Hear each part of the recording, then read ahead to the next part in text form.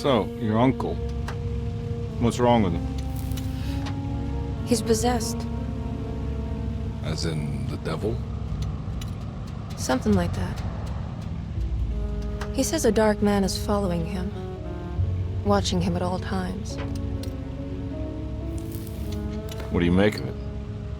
It's nonsense, of course, but I'd be lying if I said it didn't bother me. You see, it runs in my family. Possession? No, Detective. Deteriorating melancholy. Practically every member of the Hartwood family is driven mad before they grow old.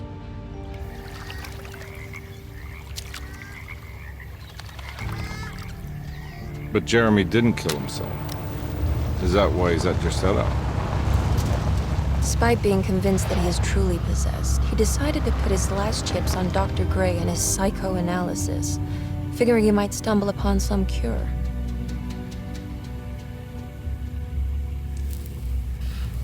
You mentioned the letter.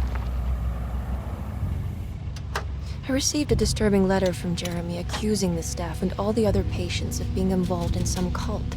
And now they are also out to get him. Could it be real? Or is it all just in his head? It's a story he tells himself, Mr. Carnby. Anything to avoid the truth. Which is? That we're all terribly insignificant. That people mean so very little to one another. That there is no one out to get Jeremy Hartwood because he isn't worth getting. Here we are.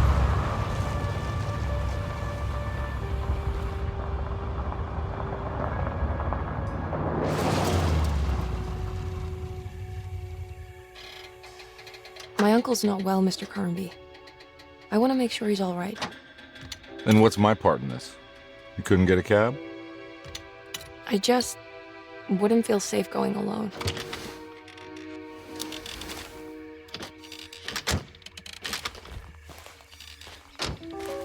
Did you bring a gun? Yeah. You think it'll actually come to that? No. But you might need to wave it around depending on how agreeable the staff will be. What exactly are we gonna do when we find Jeremy? I don't know. Let's just find him first.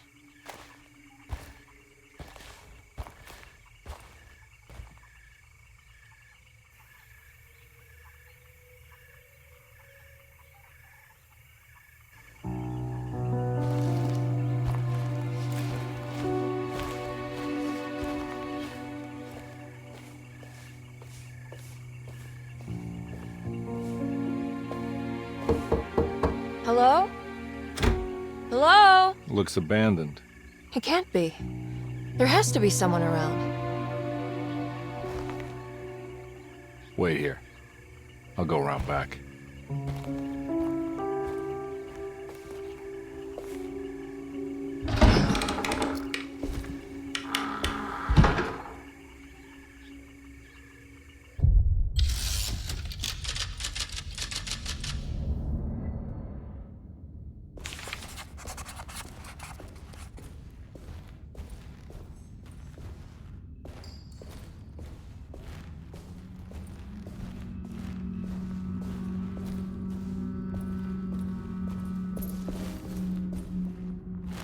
Now what do we got here?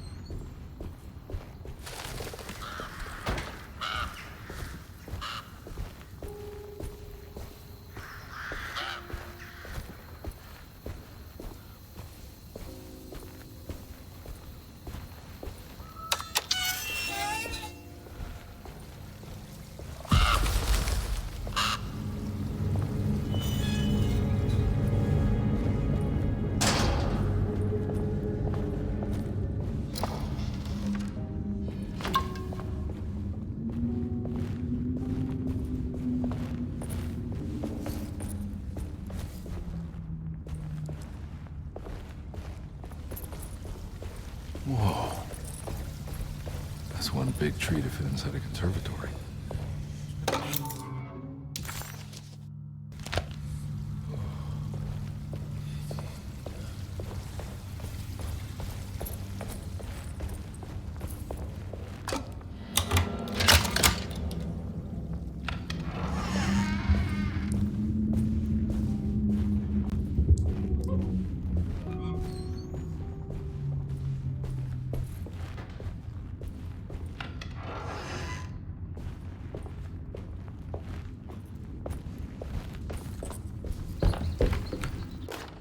Every day your silence weighs a little heavier. It's been a difficult year for everyone, and many have lost all hope. I read in the papers about people suffering. Pictures of dust-covered landscapes without a drop of water.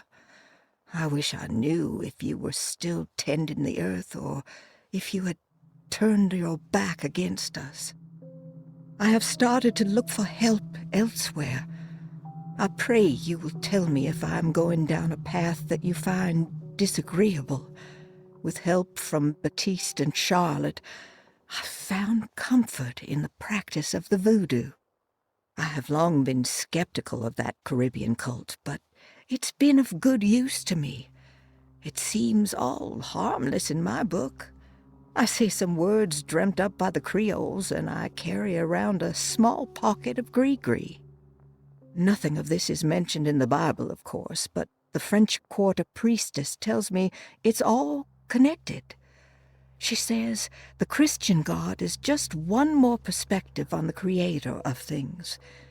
That's what I like to think, but the other way around, that the spirits of her faith are just aspects of you, our Heavenly Father.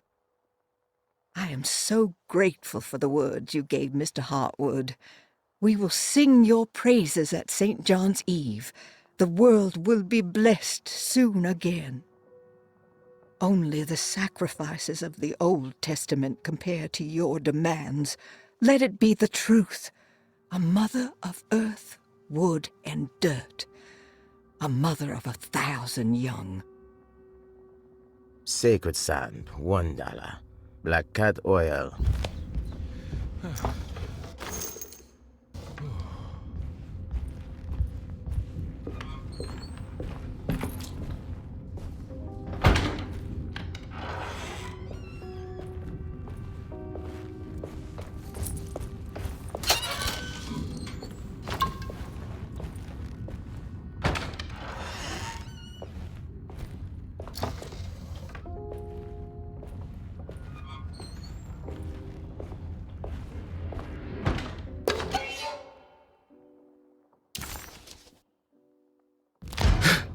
What was that?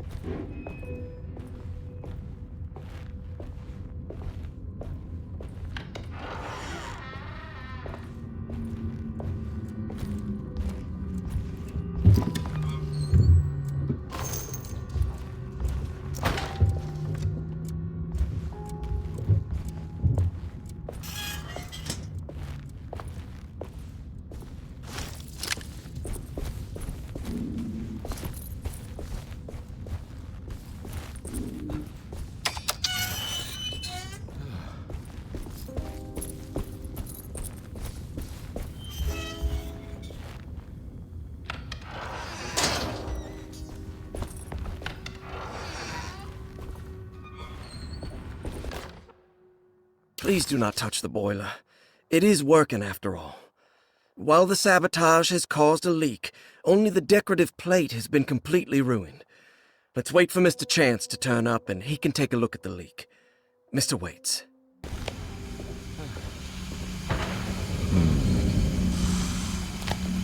That doesn't look safe.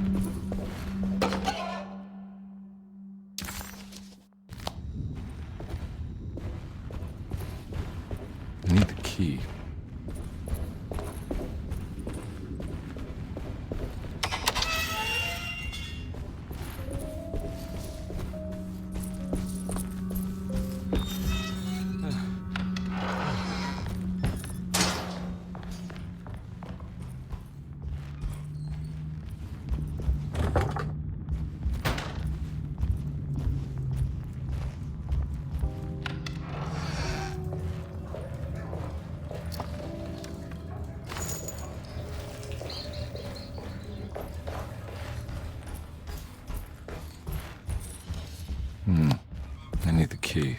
I need the key.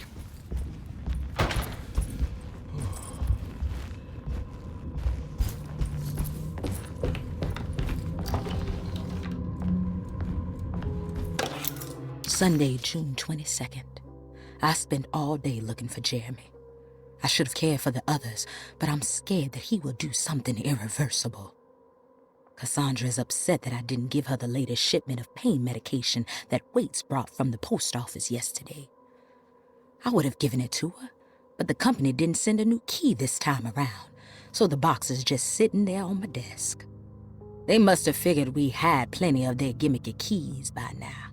I only remember seeing one lately. Grace was playing with it inside the grand parlor. Unless it turns up by itself, it will have to wait. I have to figure out where Jeremy is.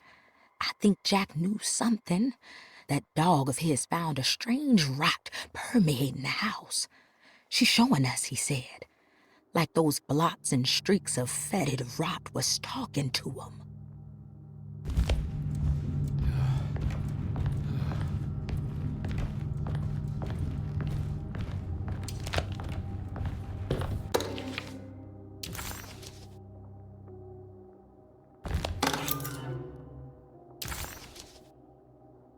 Nice.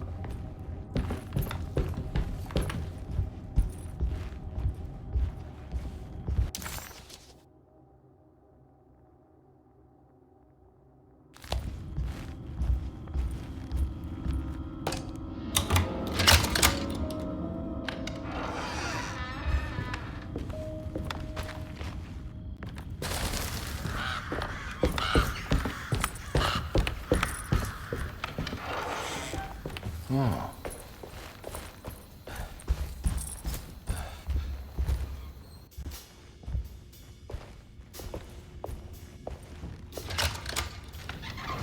Thanks. What are you doing? Who are you? Whoa, pardon me, excuse me. My name is Edward Carnby, private investigator. I hope you don't mind we let ourselves inside. I do mind. This is private property. You can't just barge in here. I'm sorry about all this, but I'm looking for my uncle. It's urgent, and no one was answering the door. We can't hear you knocking anymore. None of us can. Who is your uncle, darling? Jeremy. Am I right? She has that Heartwood gloom, doesn't she? That's right. I'm Emily Hartwood. I just came to make sure my uncle is all right. Well, he is unavailable right now. You will have to come back another day. Unavailable how? Is he sleeping?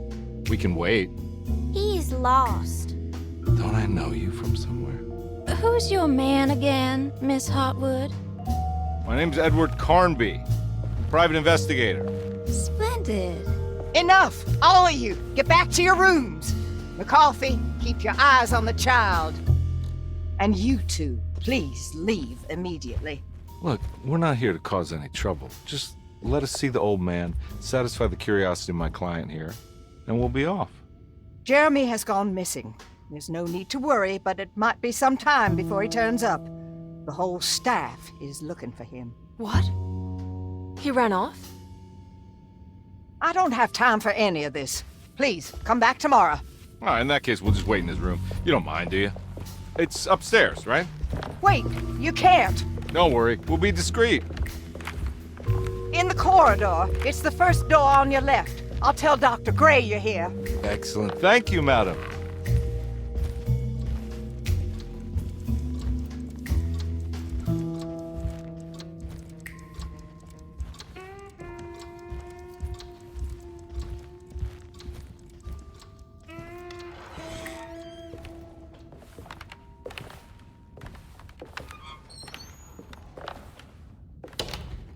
All right, here we are. Let's look around. See if we can dig up any clues.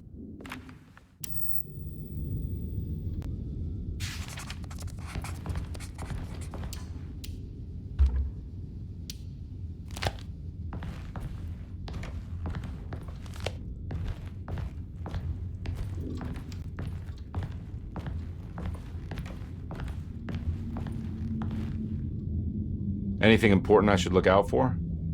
Did he keep a diary? Not that I know of. but it wouldn't surprise me.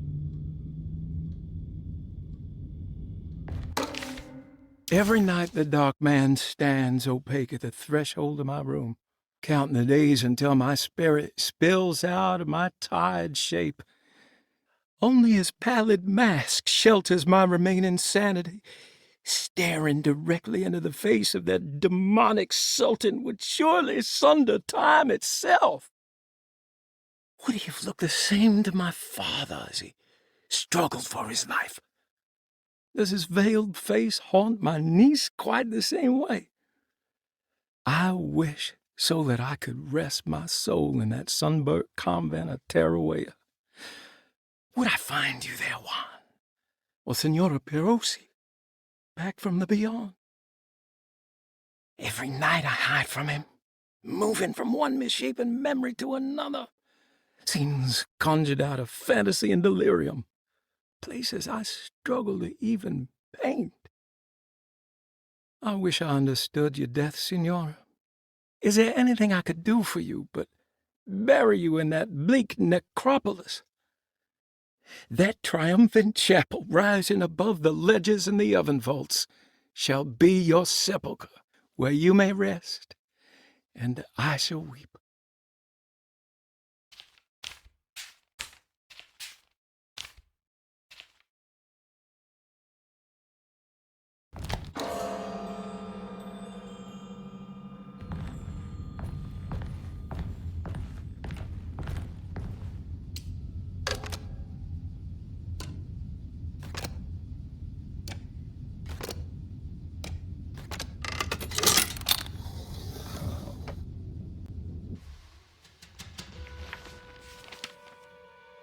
Hey, you know anything about this? Looks like some sort of talisman. No, I don't. Oh, help me out here, will you?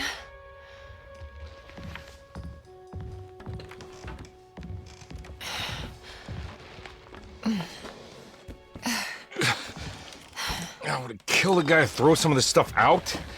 I'd be crazy too if I had this much junk lying around.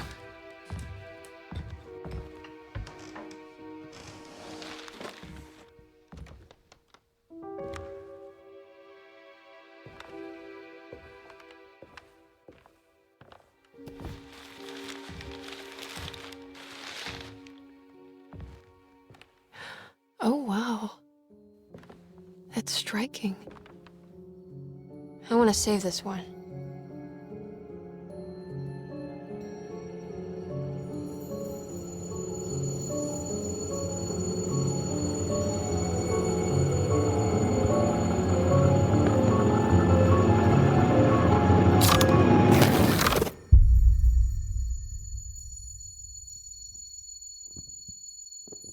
All right, come on. I want to go see Dr. Gray.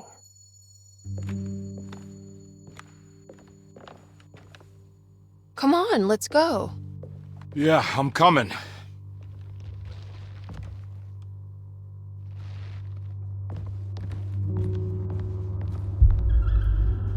Miss Hartwood. Emily?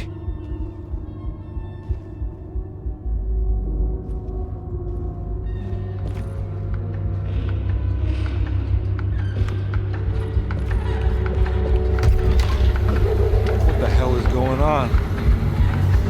Where am I?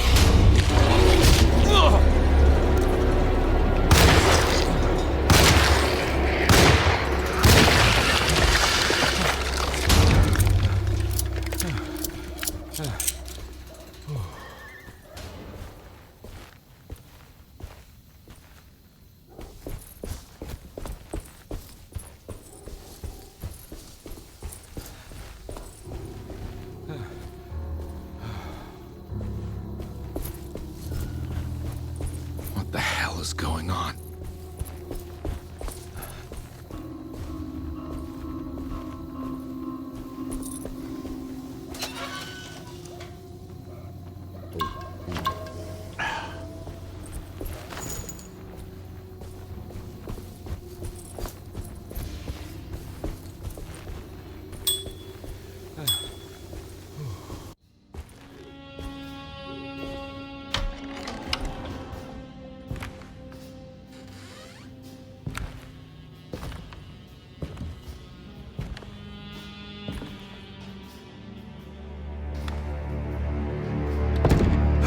Don't let them get inside, Completa. They're not the good kind.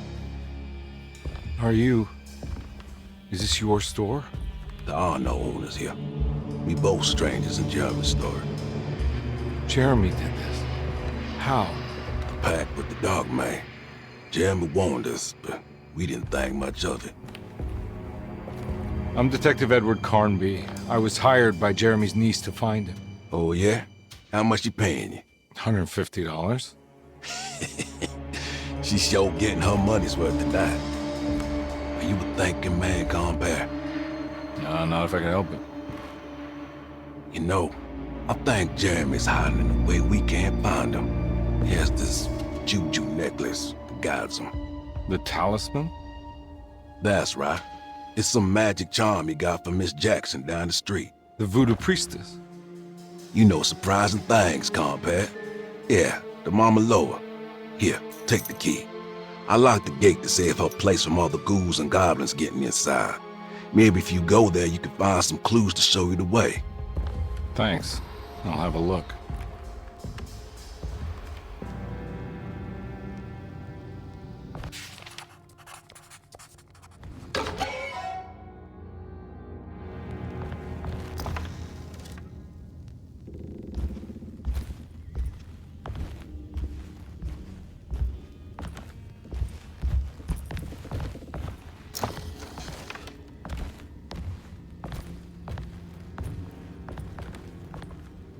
You want to come along? Nah, I'm gonna stay here for a while.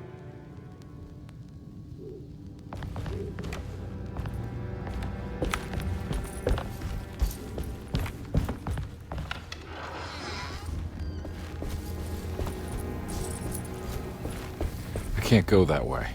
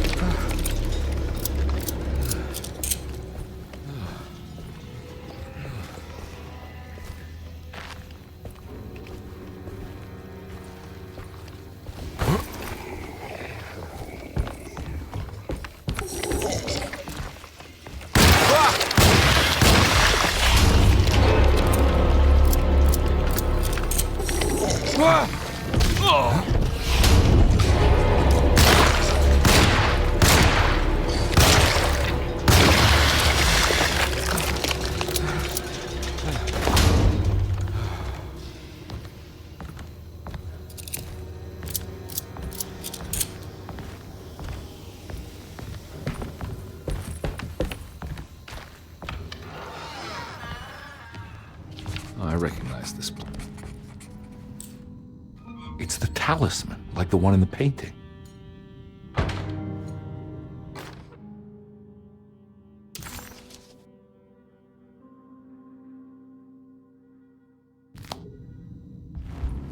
I think it's meant for the talisman.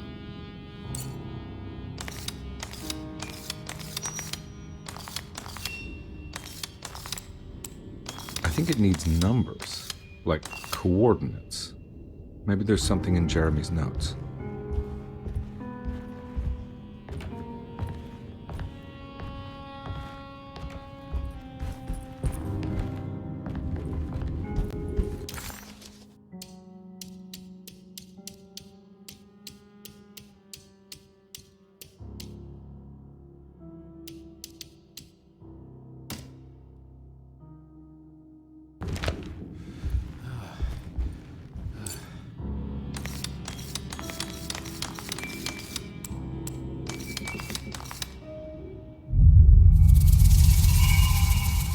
It's showing something. A place? Where is that? Huh.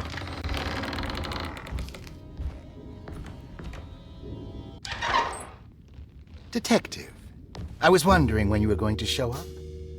Mrs. Thompson told me you were here. I understand you are working for Jeremy Hartwood's niece. Yeah, I guess so. I mean, you're not wrong. We came here for her uncle. I just didn't expect... I didn't expect this. You are Dr. Gray, right? That's right. You don't happen to have some identification, Detective. I'm not keen on having strangers prying into my business. Oh, Detective Edward Carnby, Decatur Street, New Orleans. Enjoying the Vieux Carré, Detective? Those old French quarters, the voodoo people, the gangsters. I'm sure you live an exciting life. Well, it's not quite like the stories, Doc. Just trying to make a living. Aren't we all making a living? Well, welcome to Deseto, Detective. I hope your time here will be useful. Now, what can I do for you? Why don't you tell me where I can find Jeremy Hartwood? Why wouldn't that make for a short visit? I wish I could tell you, but I'm afraid I don't know. A drink, Detective? Anything brandy. Oh, you do belong in the French quarters, Detective. Armagnac or cognac? You know, just give me the cheap stuff. I'm not much of a connoisseur. Having low standards is not a virtue, Detective. Let me see if I can broaden your perspective. What can you tell me about Jeremy? I wouldn't want to go into details about his condition. Doctor-patient confidentiality. I'm sure you understand. Sure, but he is crazy, and he's gone missing. Why? Here, try this. Ooh, it's good. Got a bite? It's called a sidecar. The trick is not to be afraid of the tartness of the lemon. Then, for goodness sake, don't overdo the triple sec. Okay, what can you tell me about Jeremy? Well, let me think. He is an anxious man, constantly worried about events not presenting themselves according to his model of predestination. He complains about things not being carried out in the right order, and that some things simply shouldn't be. Is any of this helpful to you? Not really. I was hoping for some direction where to look next. I'm sorry. I have nothing for you then. You should talk to my orderlies. They have been looking for him for a while now. I'm sure they would appreciate your help. Yeah, I ran into Batiste earlier. Come to think of it, he might have given me a lead. Oh, excellent. So your investigation is already underway. I'm gonna go, but I'm sure we'll meet again. Looking forward to it. Safe returns.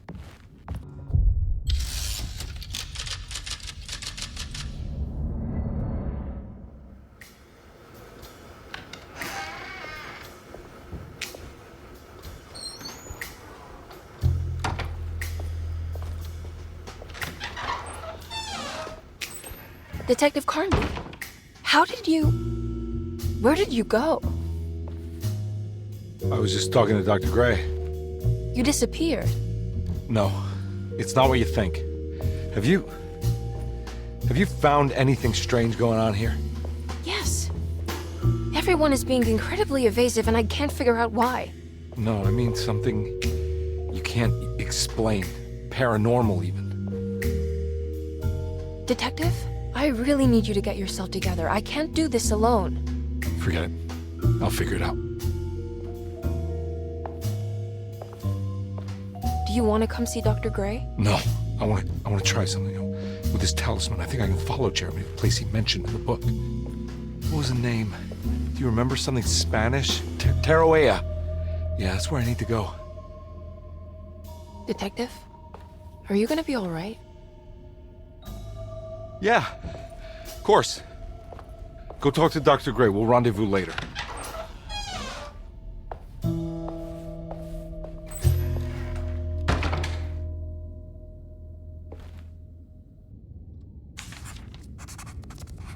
This talisman brought me back from the French Quarter in the blink of an eye.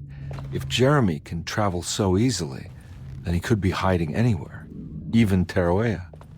If he can do it, so can I. I just need to figure out how the talisman works.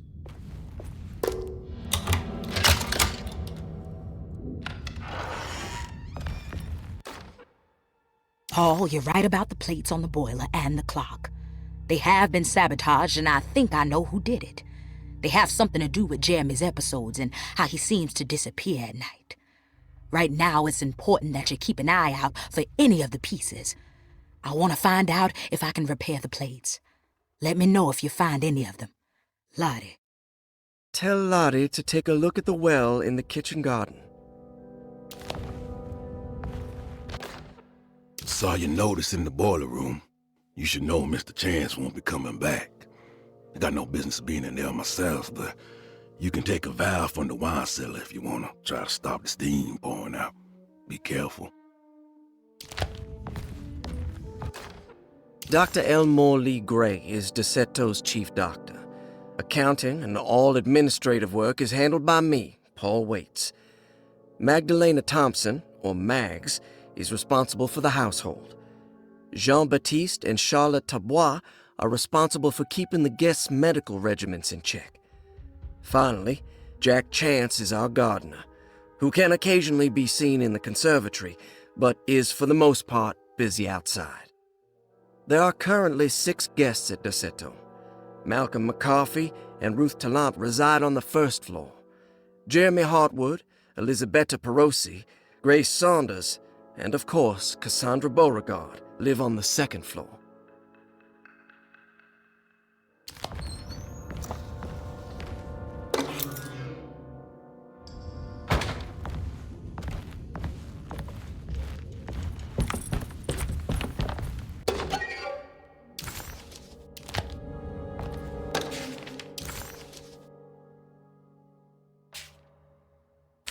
Looks like all the patients are accounted for. There's no way I can get into this thing. Better leave it alone. I need the key.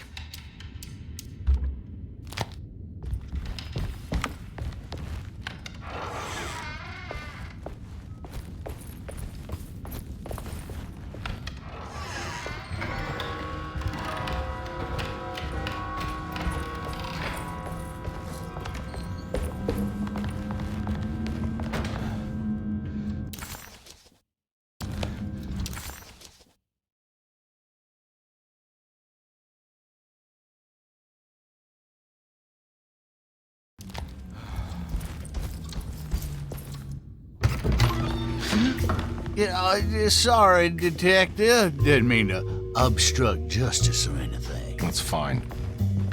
You know, I'm kind of busy with my own case of a missing person.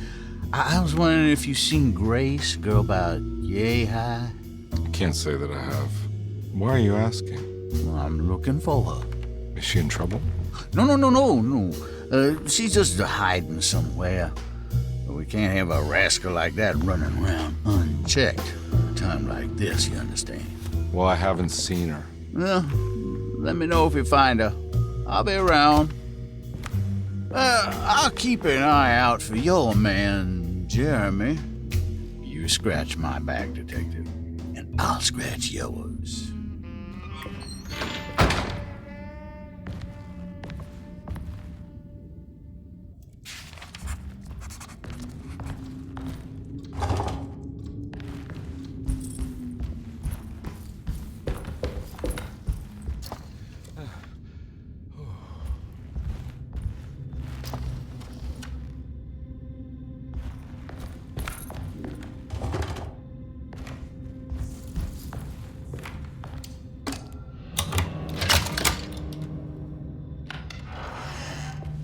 Huh. How eccentric. I did it! I crossed the thresholds to my intended destination without a focusing device. My talisman now knows these roads, and I have no need for the plates. I can find my way to Lafayette as easy as I find my own room. I visited the grave of my father and seen the oven waiting for me. Thank you for opening these doors. I now must summon my courage and go back to that hateful mound outside the oil rig. I hope you'll be feeling better when I return. Jeremy.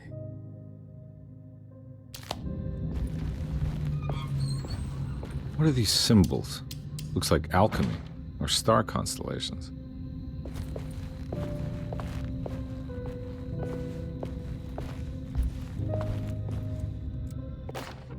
Will I need to remember how to get them out again? They are locked up for good reason. I am sure she is still able to whisper the answer in the ears of the wrong people. But not for long. I will see her burned soon enough. That black goat will be sacrificed to put an end to it all. Then it will all be over. No more Derceto, and sadly, no Astarte. Those good pirates of Pontchartrain. May you still sail the lake, until you find the shores of Hali.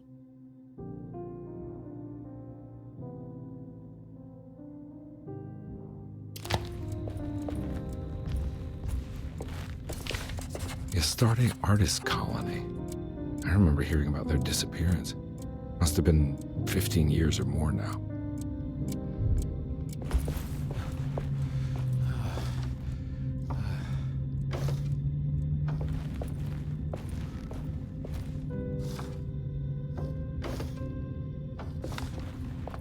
These paintings got some grim-looking rot on them.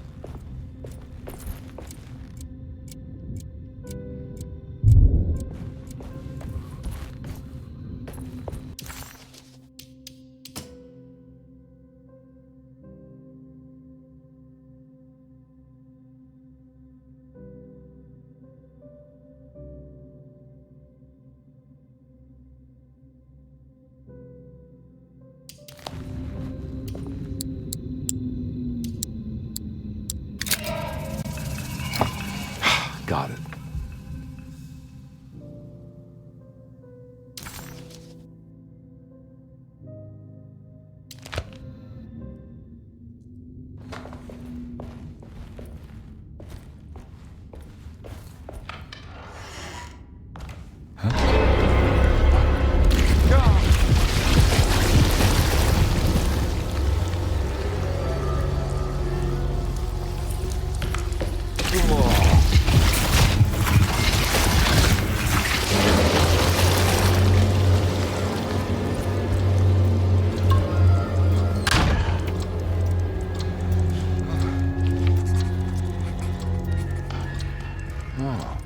What happened?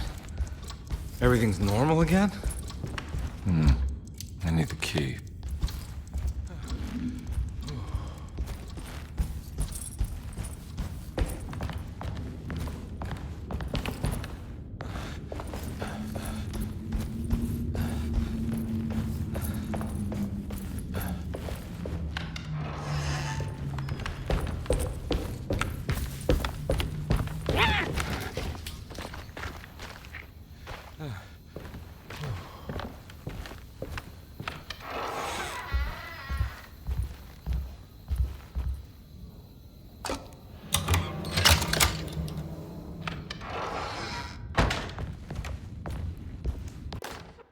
Lost Plantations of Louisiana, Thierry Briclot, 1917. Derceto was a small plantation on the eastern shore of Lake Pontchartrain. The land was considered difficult for industry and was sold for only $30 to Elijah Pickford in 1818. Pickford employed hundreds of workers from nearby New Orleans to clear the woods and build a small plantation mansion facing the lake with a striking Greek Revival temple facade. Derceto kept a modest production of Perique tobacco and indigo that persisted up till the Civil War. During the antebellum era, Derceto was the source of many rumors concerning voodoo and witchcraft. People who traveled the lake reported seeing people dance at night in front of bonfires, bleating and wailing. On June 17, 1862, Captain J.W. Norton of the Union Army recounts leading a raiding party from ships anchored in Lake Pontchartrain in order to seize control of Derceto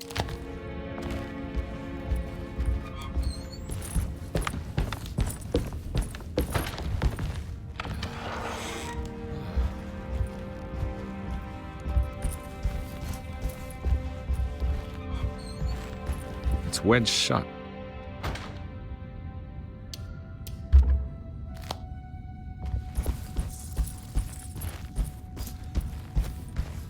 Ooh.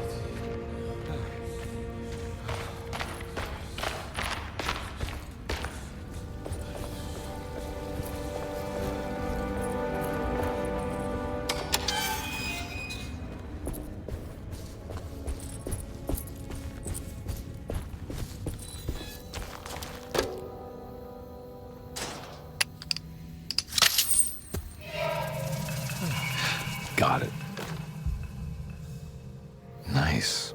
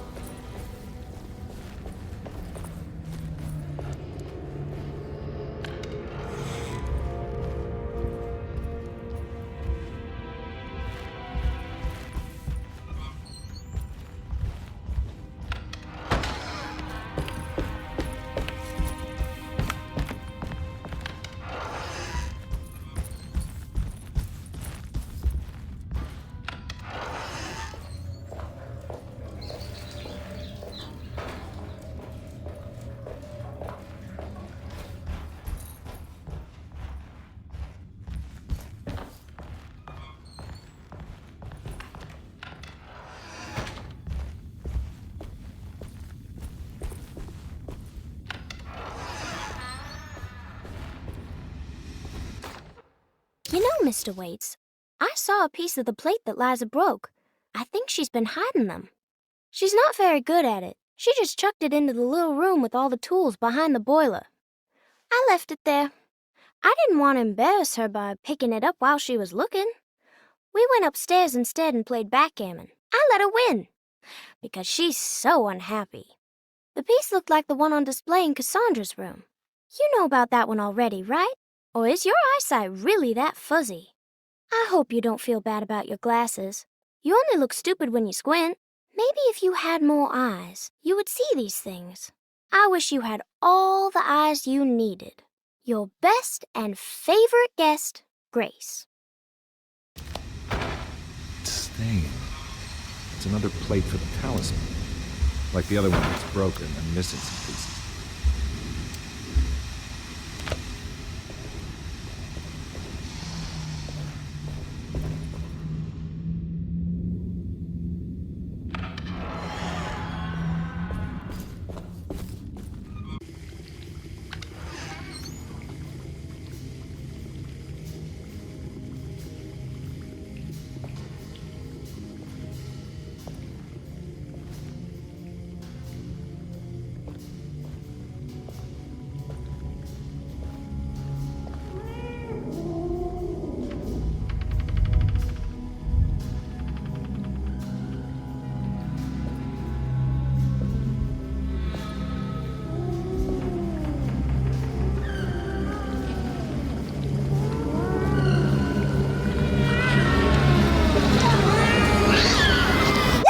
In my kitchen. I assure you. I'm sorry. I promise you. Mr. Hotwood is nowhere near my kitchen, and neither should you be. Don't make me kick you out of this house. Sorry. Now get out. Yeah.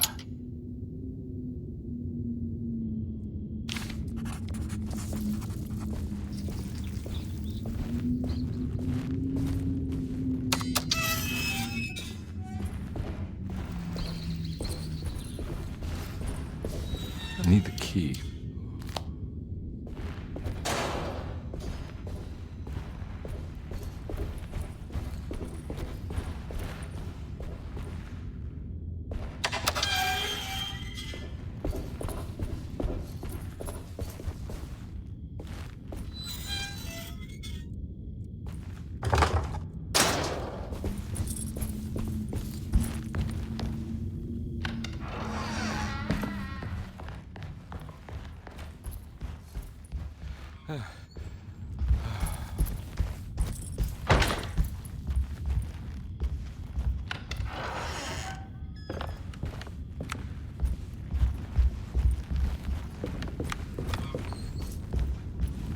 It's wedged shut.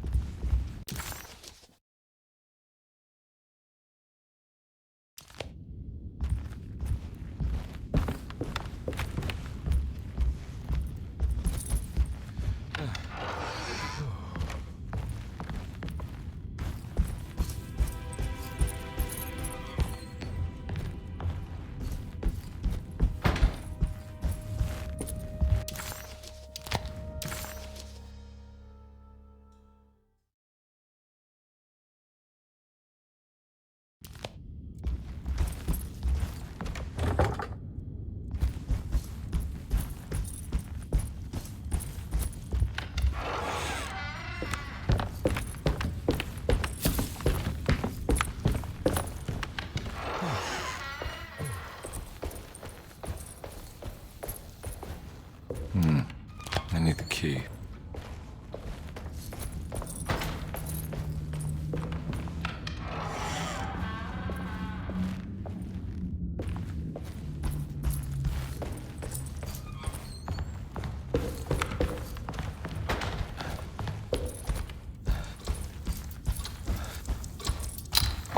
This must be the clock that Jeremy wrote about in the commonplace book.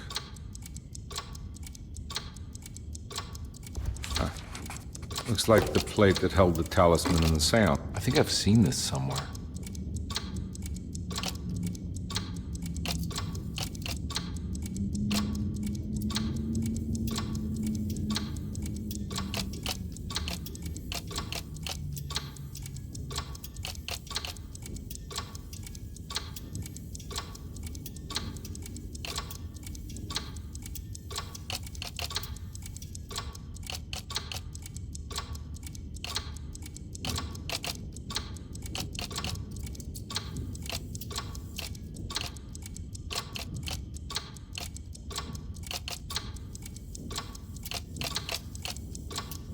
There was something in the commonplace book about this.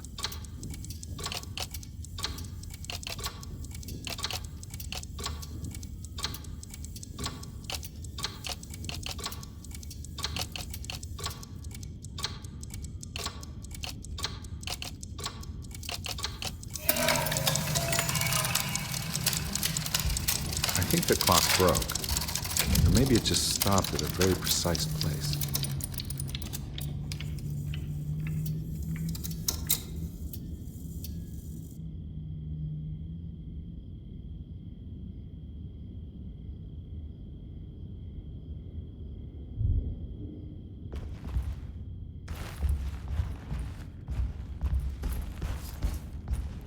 I need the key.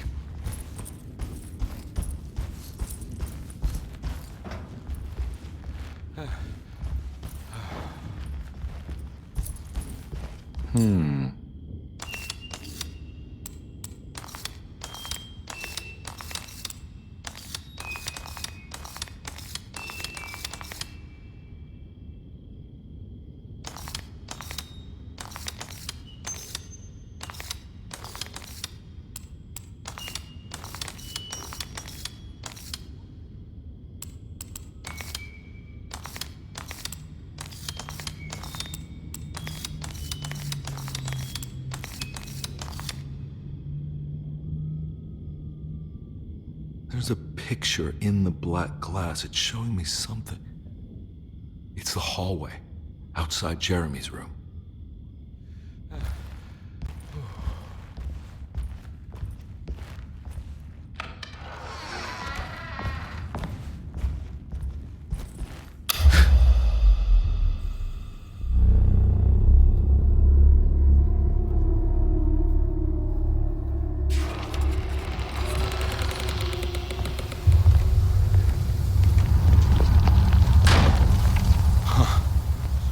Made it.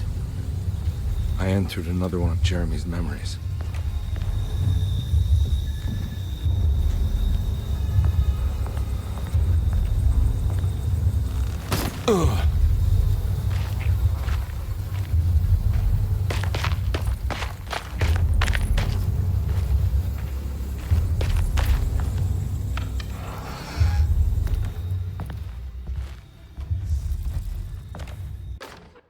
May 1923, Monday.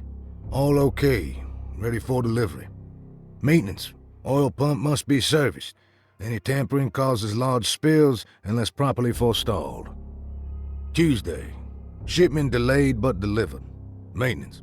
Service bridge close to broken. Wednesday.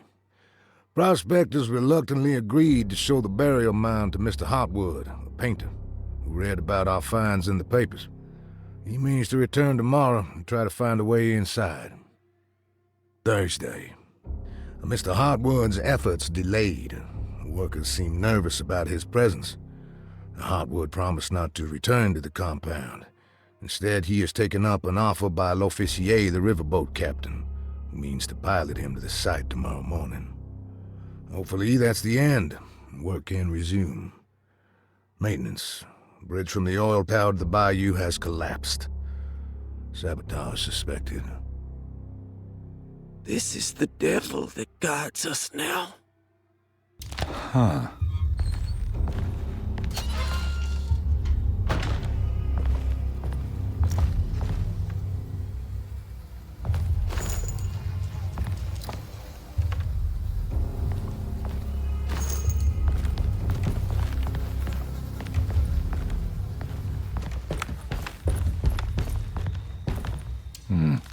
I need the key.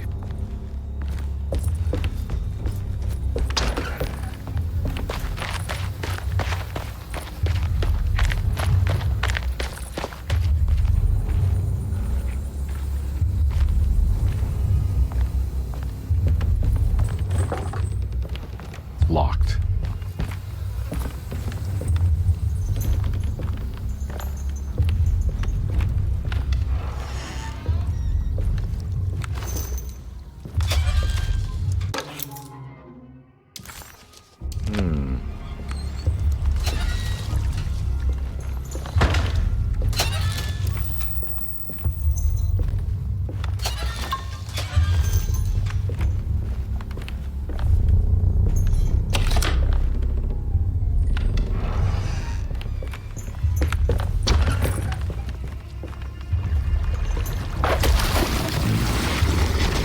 Something missing.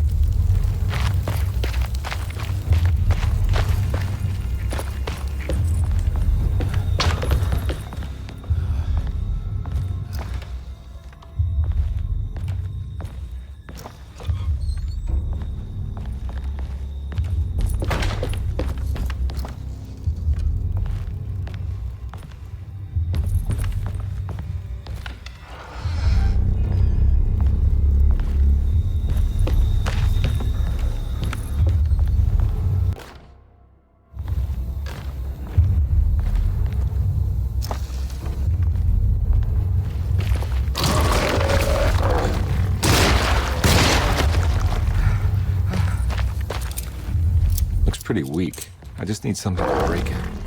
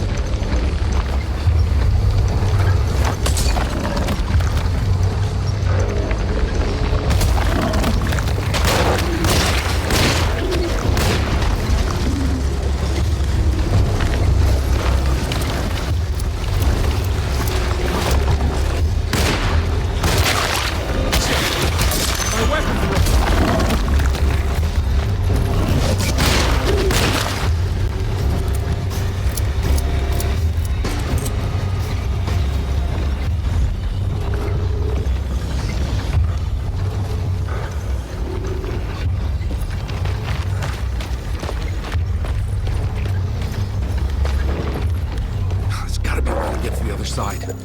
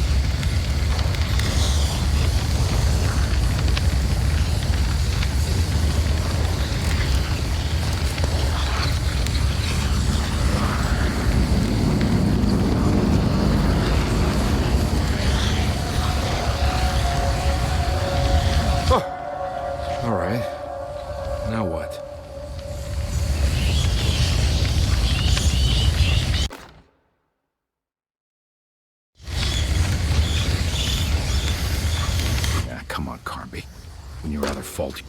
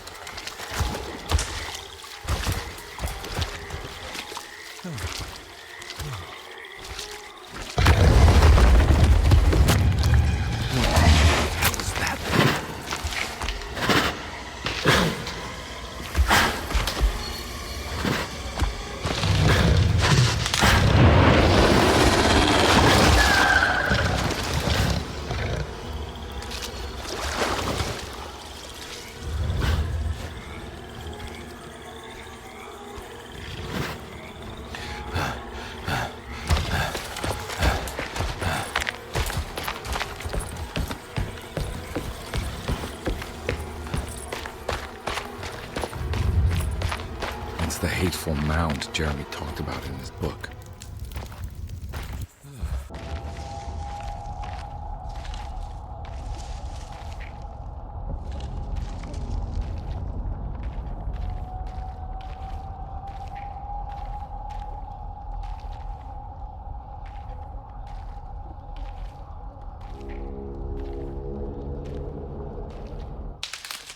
Don't come any closer. I'm armed. Get that thing out of my face. Who are you? What are you doing here? I'm just a detective trying to find something called Tarawea. You're after Jeremy too? Why? I'm working for his niece. She wants to make sure he's all right. He might be unharmed, but far from all right. He's a curse upon Deseto. Here we go again. Quiet.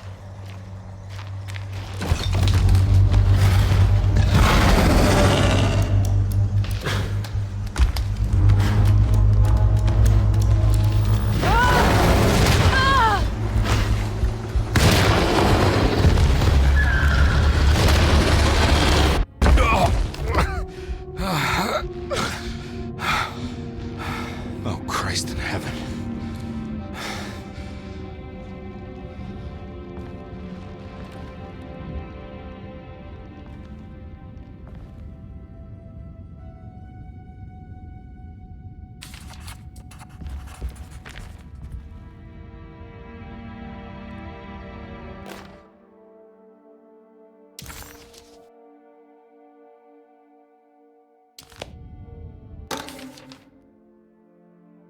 Reflections on the Power of the Verb in Certain Texts by Juan Luis Jorge.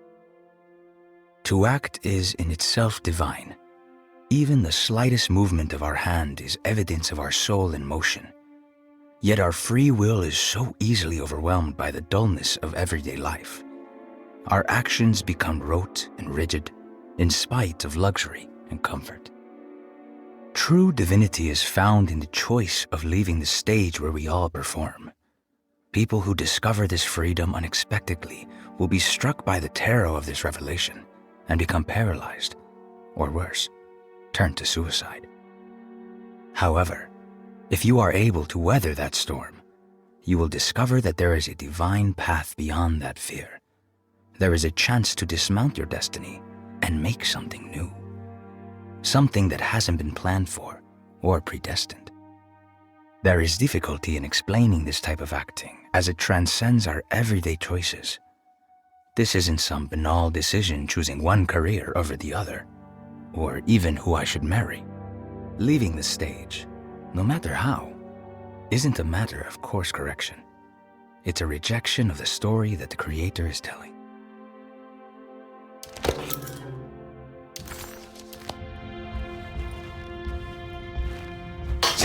Ooh.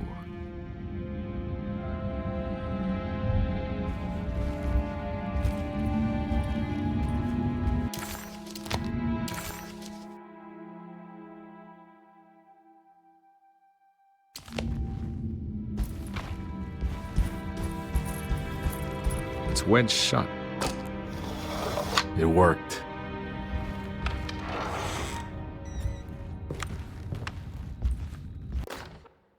The Barlow lens. Instructions. To double the magnification of your telescope, simply fit this Barlow lens to your instrument. Then operate the fine tuners to adjust the distance between your lenses. This is easily done while looking through your eyepiece. Simply search for a position where your picture is clear and appears flat. When correctly tuned, your telescope should present a clear picture with magnificent magnification.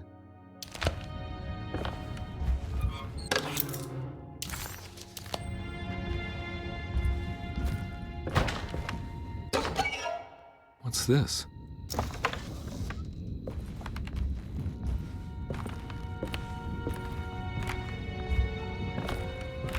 I don't think I have everything I need.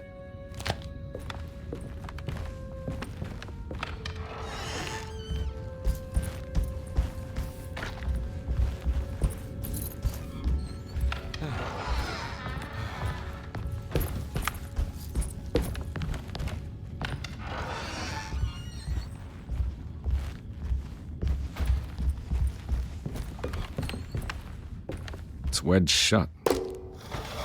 It worked.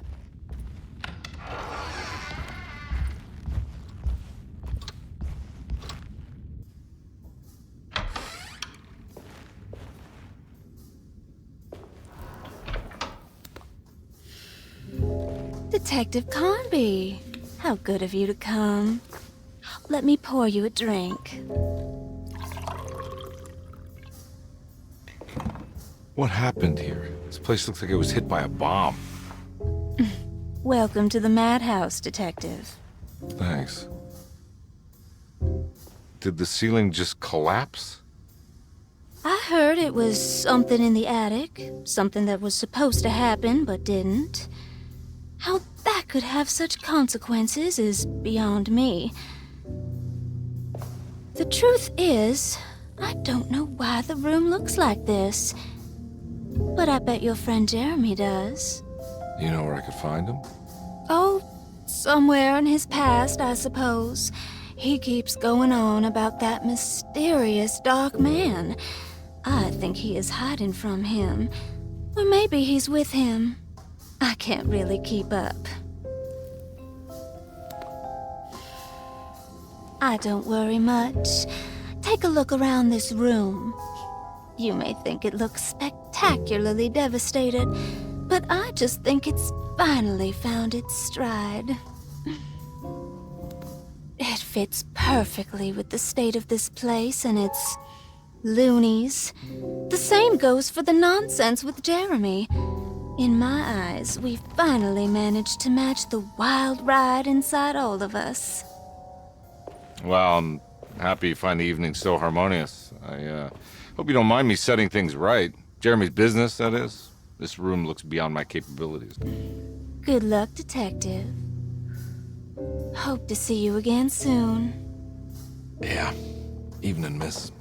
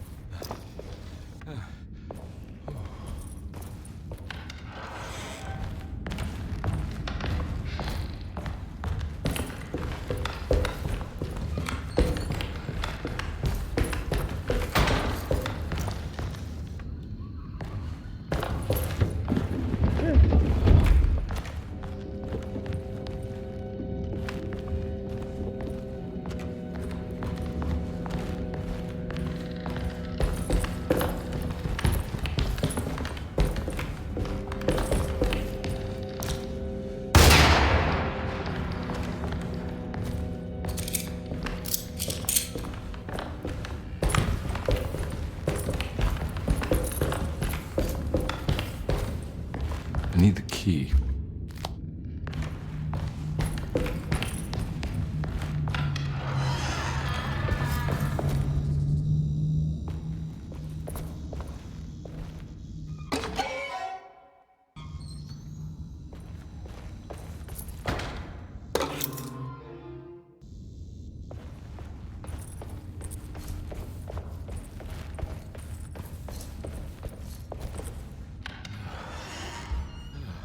Ugh.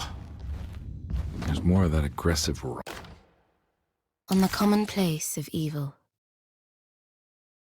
there lies virtue and stark irreverence, careless thoughts of luminous indifference.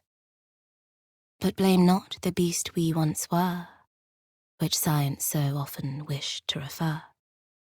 Not the wicked full of sin, it is you who stand and grin. All our good intentions aside, whereupon we build our pride. Sunless solitude, follow not this corrupting light. Prophets of confidence always crashes out of sight. Hear me, for we all bear this mark. Thus we must remain alone in the dark. What?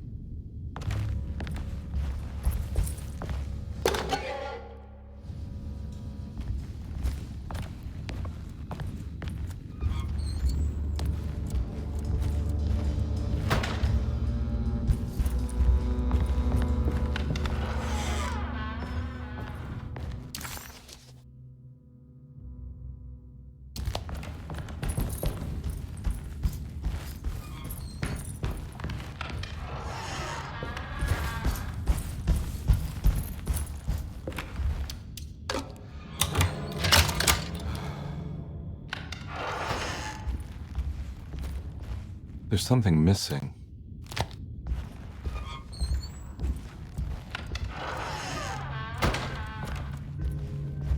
This must be that kid's room.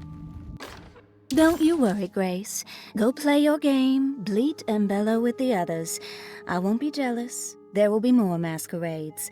However, I would love it if you would finish my mask for the feast. With love, Ruth.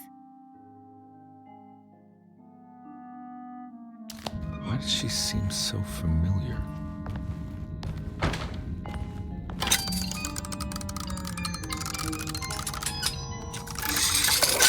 Huh.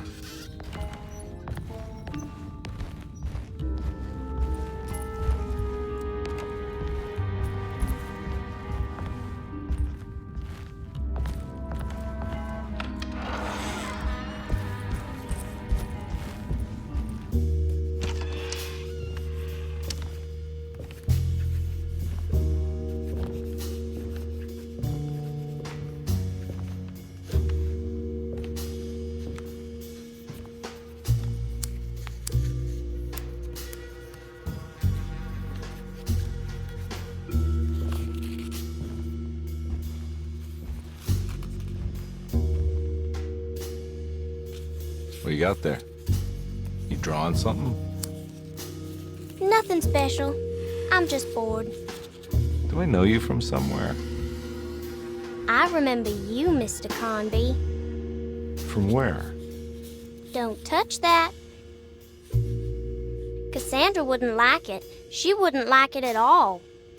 Do you know where she is? I'd rather not talk about it. It makes me upset. Besides, she'll be back after the Feast of St. John. You think? Yup. It's all on the page, Mr. Conby. And many of them that sleep in the dust of the earth shall awake, some to everlasting life, and some to shame and everlasting contempt.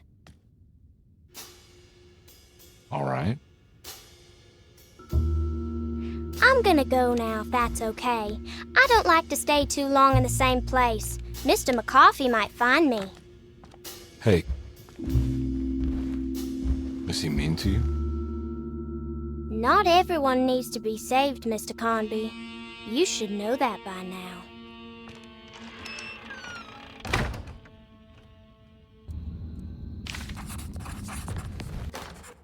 Miss Beauregard, I picked up your medicine at the post office today. As you understand, it needs to be administered by the orderlies for your safety. I have put the box in Lottie's room for now, and I'm sure she will find you as soon as possible. Miss...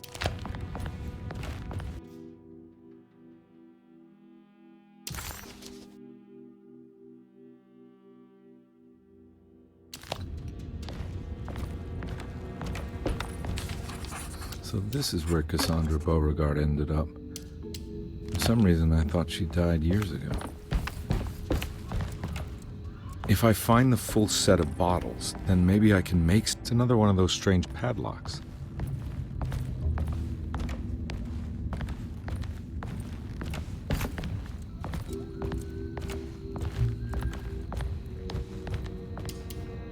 I don't think I have everything I need.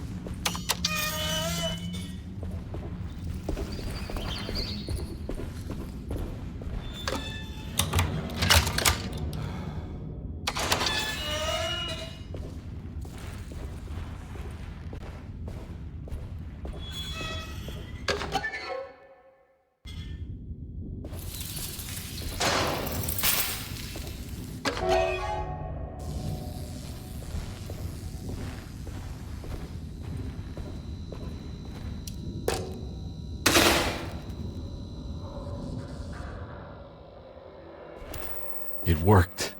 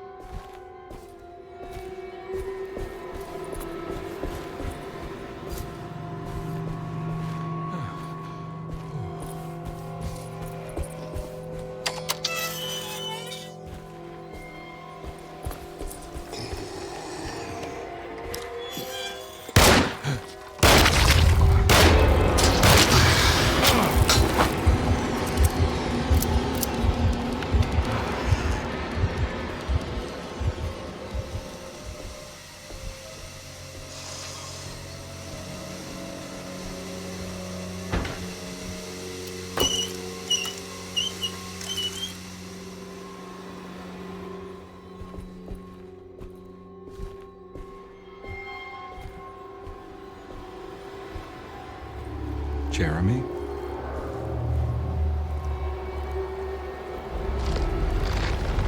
What the hell is going on?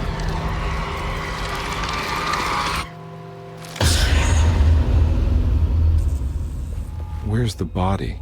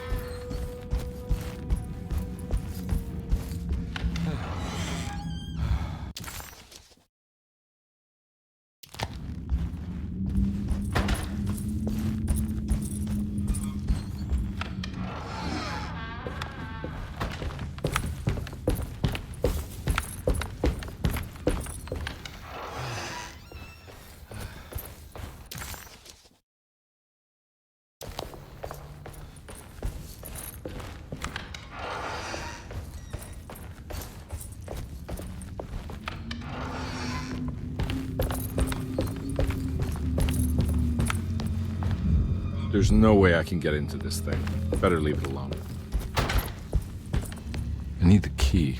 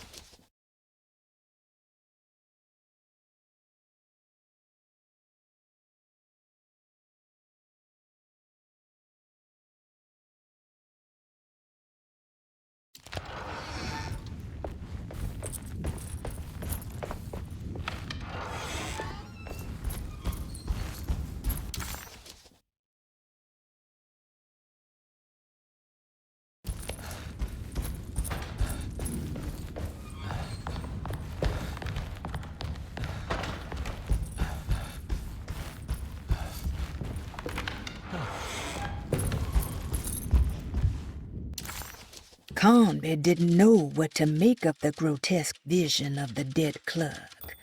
Was he dead, or was it all fiction?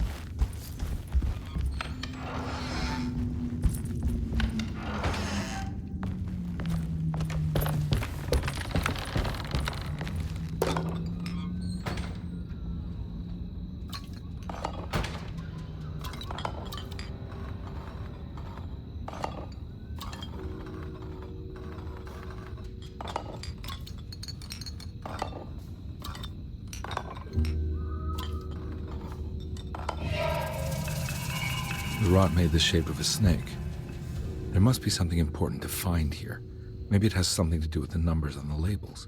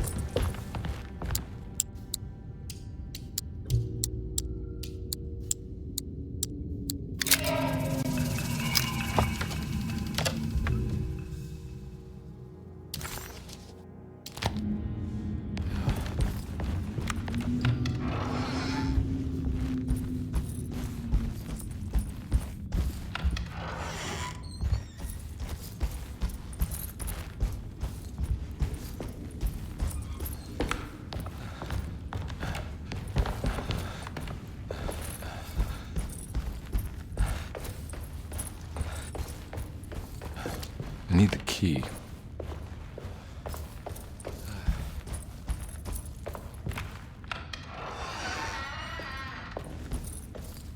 I'm not gonna walk out of this now. I need to help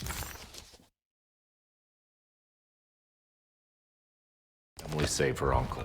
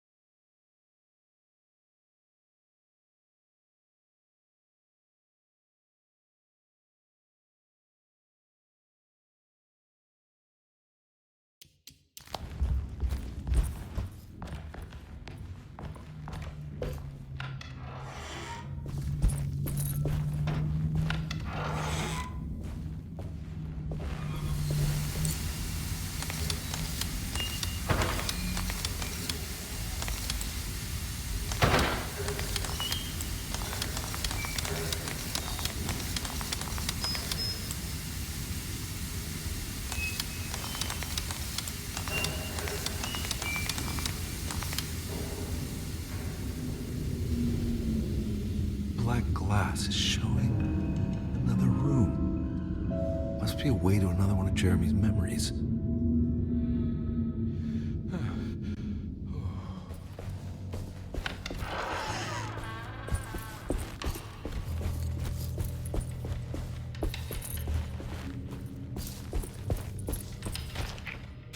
I knew it. I knew it would work. You're getting good at this, Carnby. Maybe a little too good at this.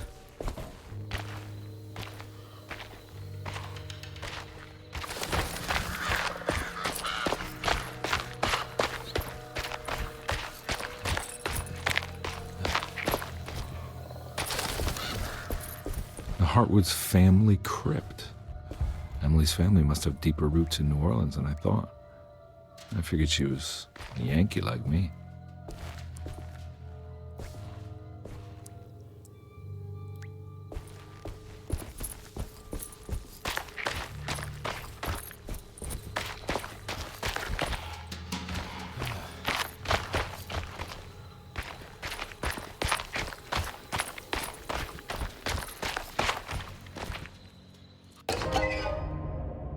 What's this?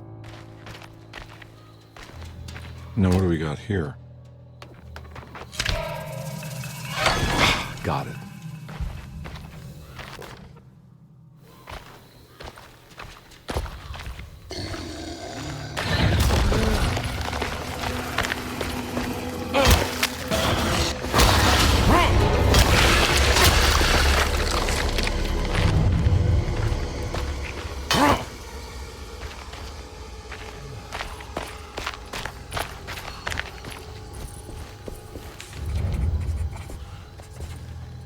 Jeremy sketched this chapel in his book, so it must be important. Looks like I'll need more medallions to open it, though.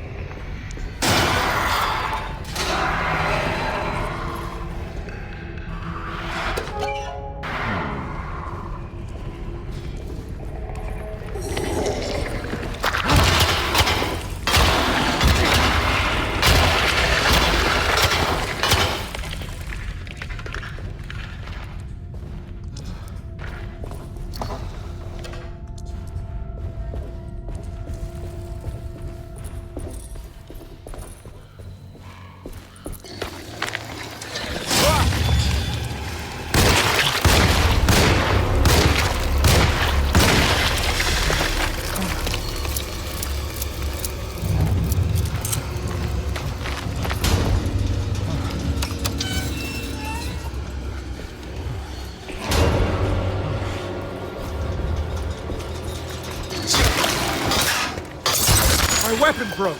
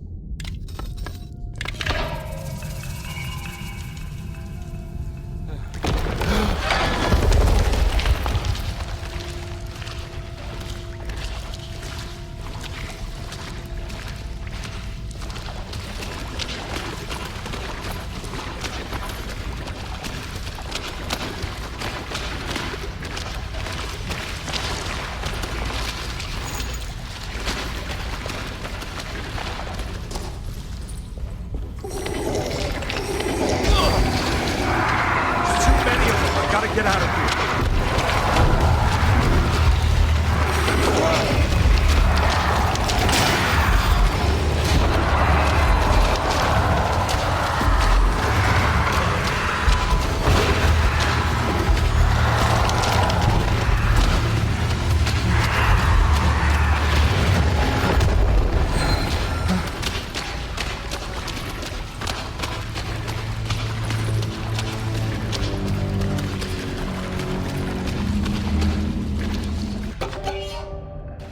What do we got here?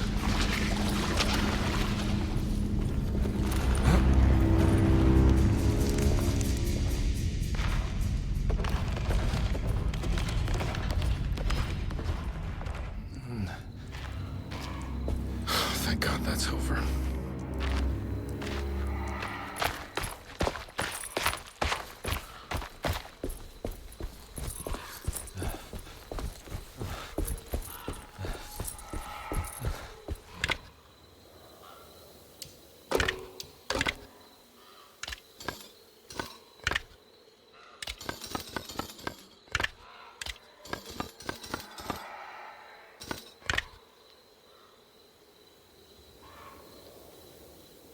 That can't be right.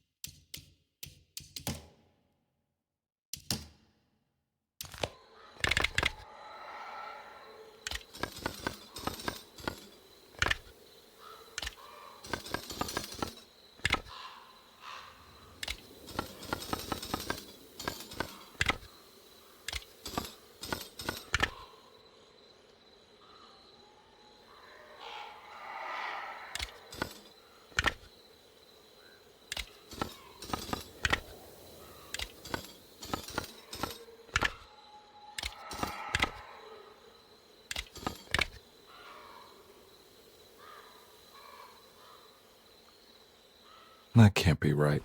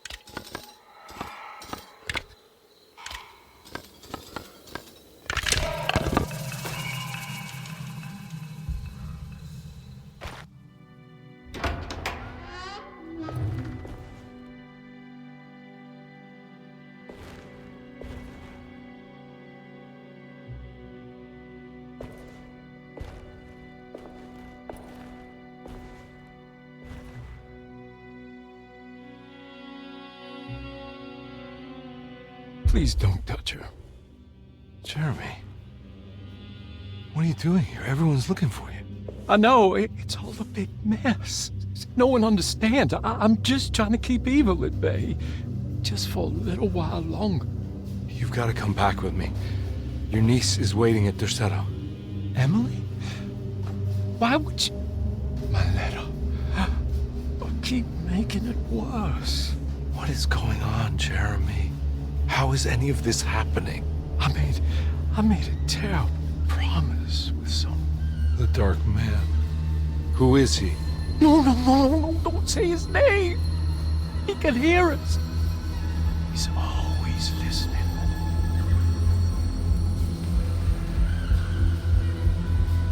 Jeremy, I need to understand what is going on. I promised him everything.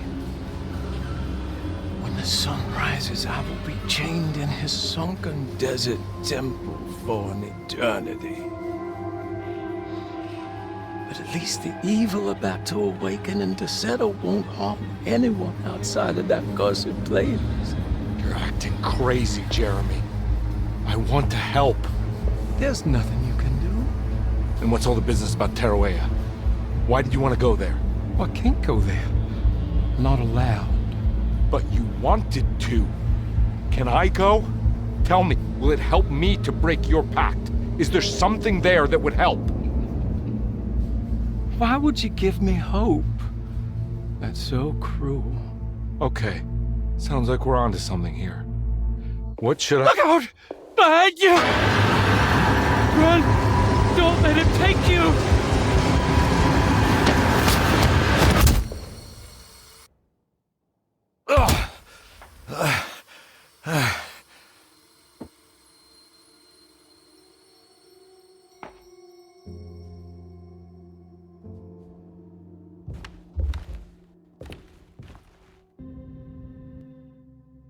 I've seen so many strange occurrences lately. Memories explode into existence and then burn out like tired glass bulb filaments.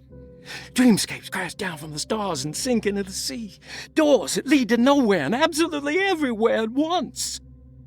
With all this reverie, I want to think there's a chance that you found a way to remain alive in some way I cannot fathom. Just like I've learned to navigate with my talisman, maybe you, with all your knowledge, you somehow knew a way to find me again, perhaps in Tarawea. All my love, Jeremy.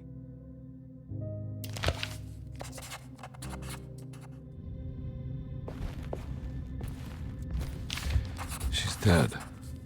No matter how she died, she looks peaceful now.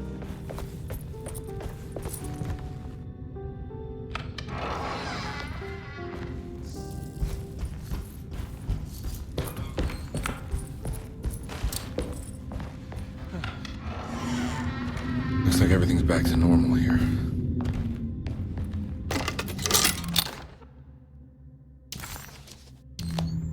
A telescope lens. Why would he lock that up?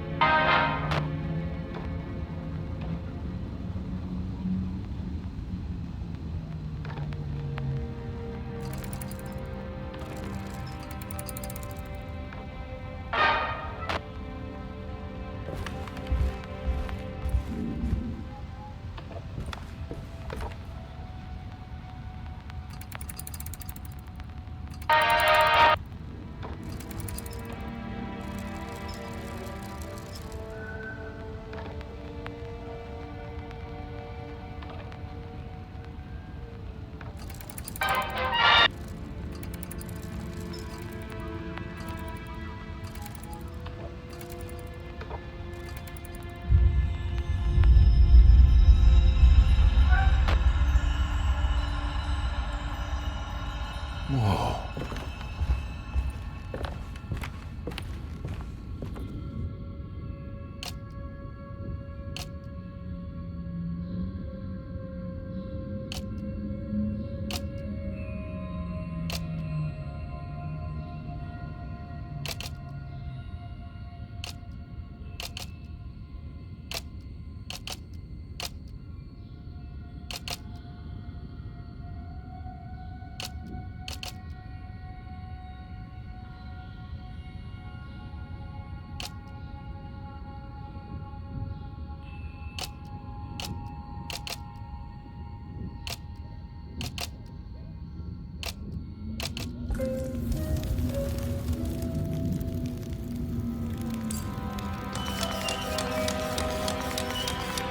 Whoa, what's going on?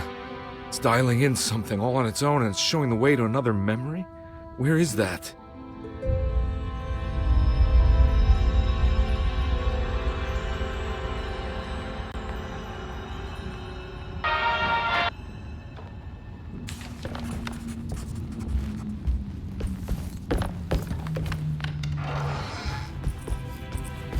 Another world seeping into Deseto. Was this a taste of that mysterious Terawea?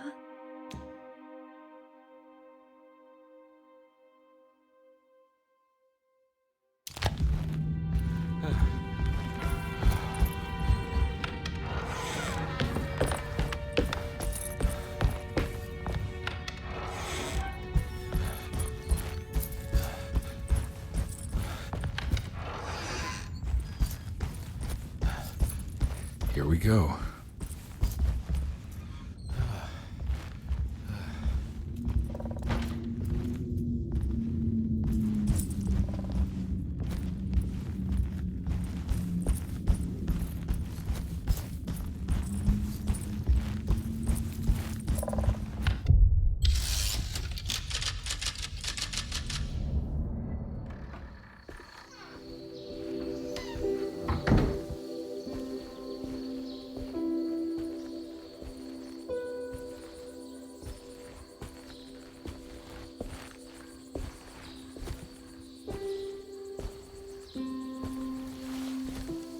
I'm glad to see you made it. I had my doubts, but the hope you instilled has yet abandoned me. I guess this must be Terawea. Who are you? My name is Juan Luis Jorge, and this is indeed the convent of Tarawea. You'll have to excuse me, but Yermi never got your name. The name's Edward Carnby. I'm a private investigator. You're not a patient, are you? No. I'm the author of a book that Yermi once found important. How does that work? Are you part of this memory as well? Is this even a memory?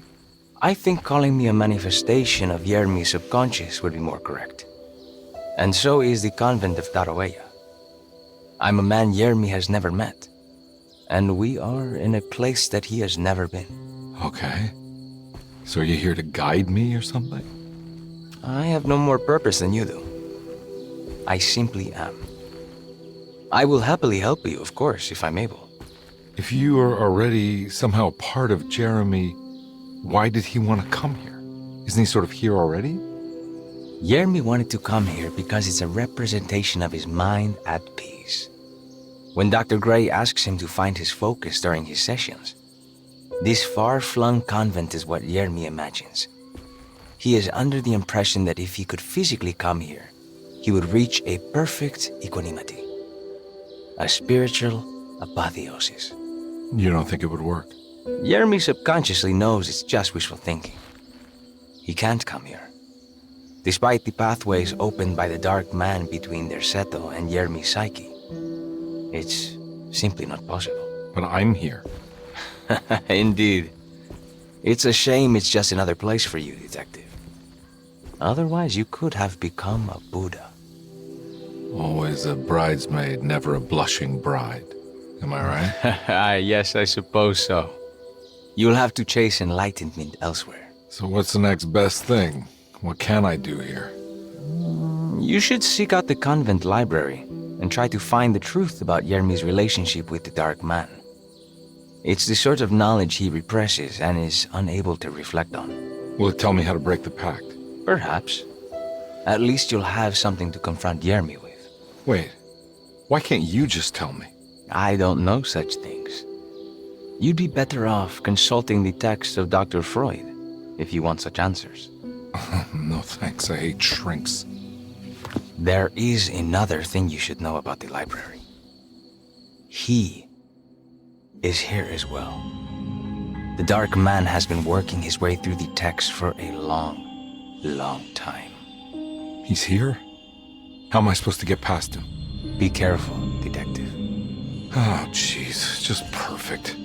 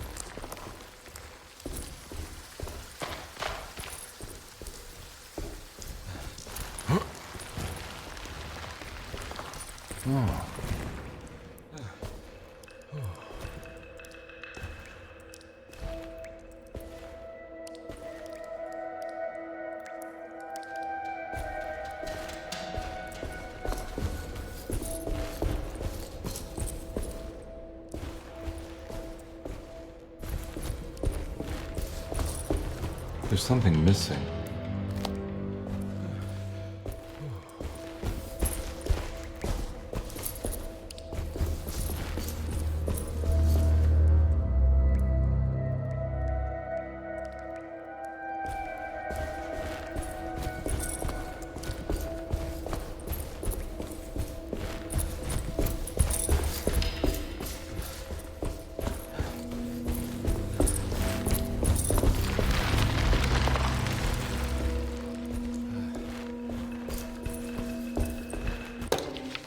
The great library was endless, beautiful, and terrible.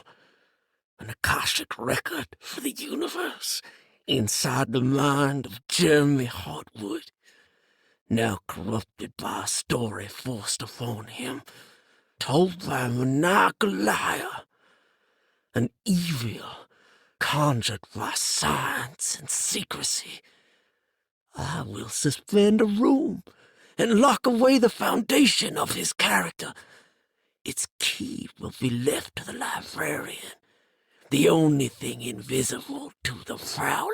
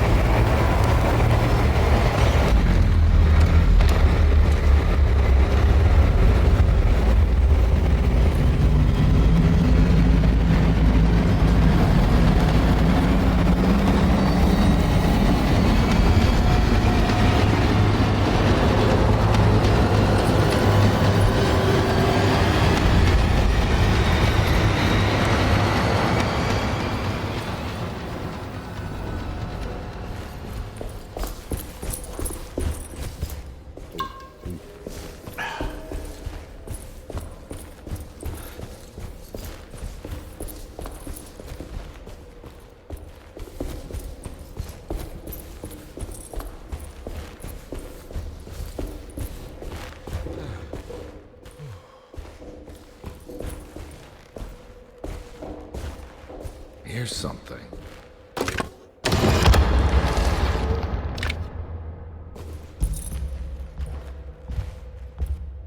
It was in the hot autumn that I went through the night with the restless crowds.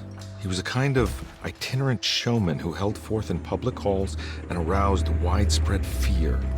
The New Orleans address of the event is lost, but I remember distinctly the Prext Shipping Company pressing their contribution. Hey.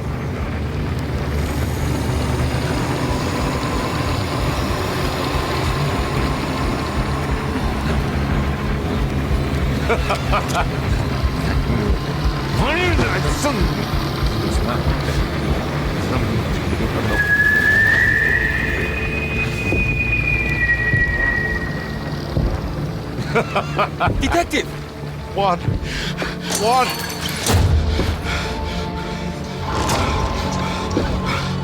I hope you found what you were looking for. I fear there is no gold.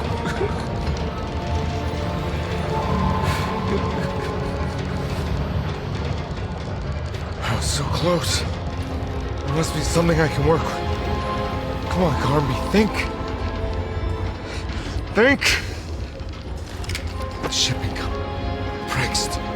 Right. Good luck, detective.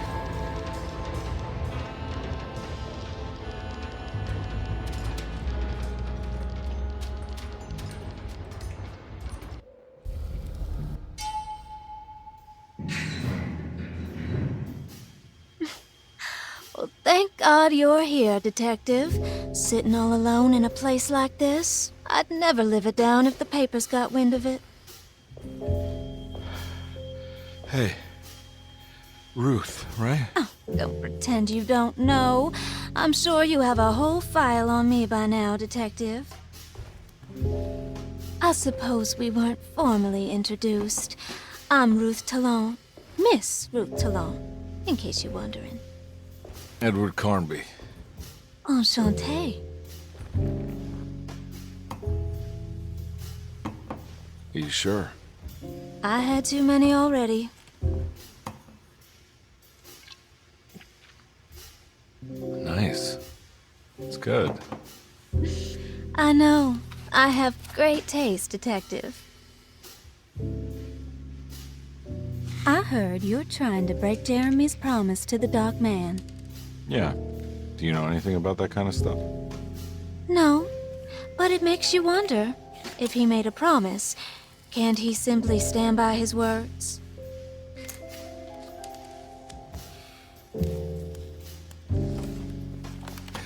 Look, I'm just trying to get Jeremy out of a bad deal, so he'll come back with us to New Orleans. Well, if all fails. What are you doing? It's a sign of submission to the Dark Man. I saw it in a dream once. What?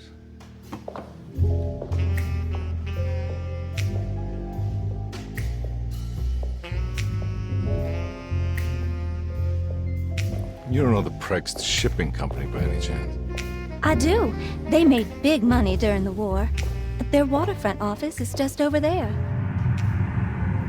How did you do that? Do what, Detective? Bonne chance. Hey, have you seen Emily Hartwood anywhere? Are you trying to make me jealous, Detective?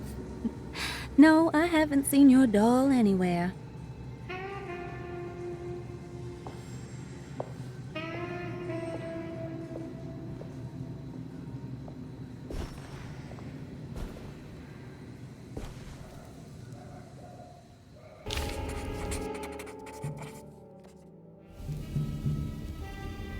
Prext Shipping Company. According to the book in Tarawea, the Dark Man is connected to a performance that Jeremy went to somewhere in New Orleans. I'm sure I can find this inside.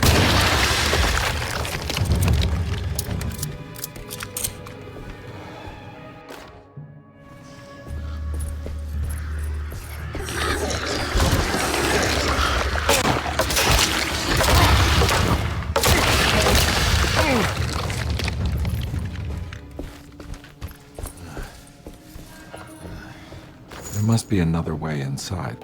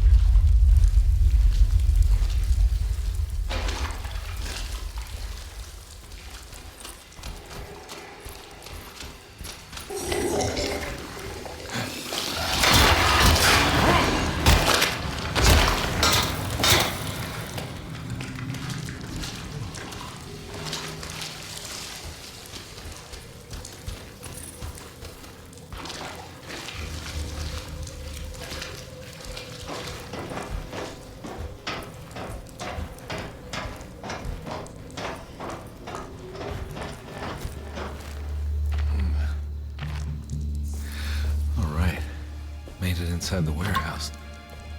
The office must be upstairs.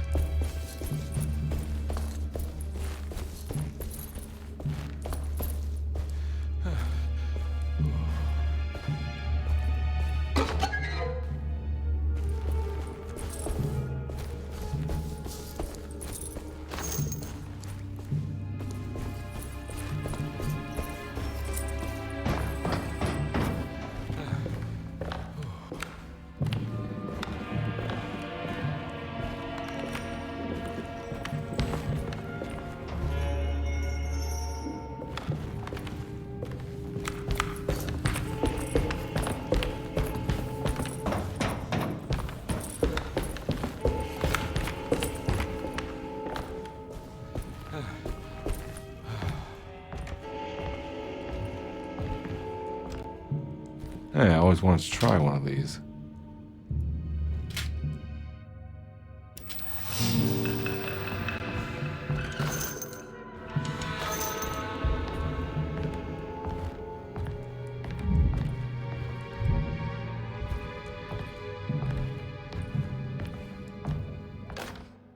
Our ship was raided while in dock. All of his things were recovered, but blood was shed. Several men were carried into the Mississippi River and drowned by ones who live in the deep. All items have now been signed and delivered. Now best keep the papers safe. What is left? Later is right, and hell is back again.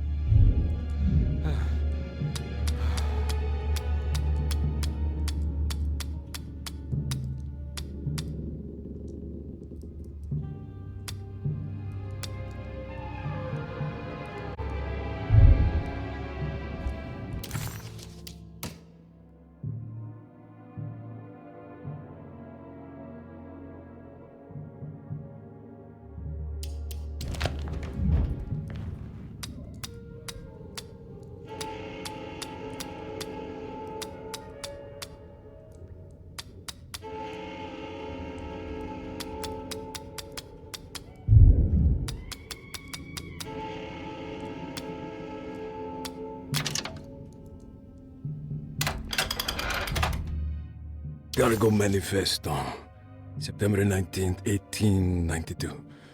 Prague Shipping Company delivered 4 steamer trunks, 1 Egyptian sarcophagus, and a large wooden crate belonging to the showman called the Black Pharaoh, performing at 18th Street.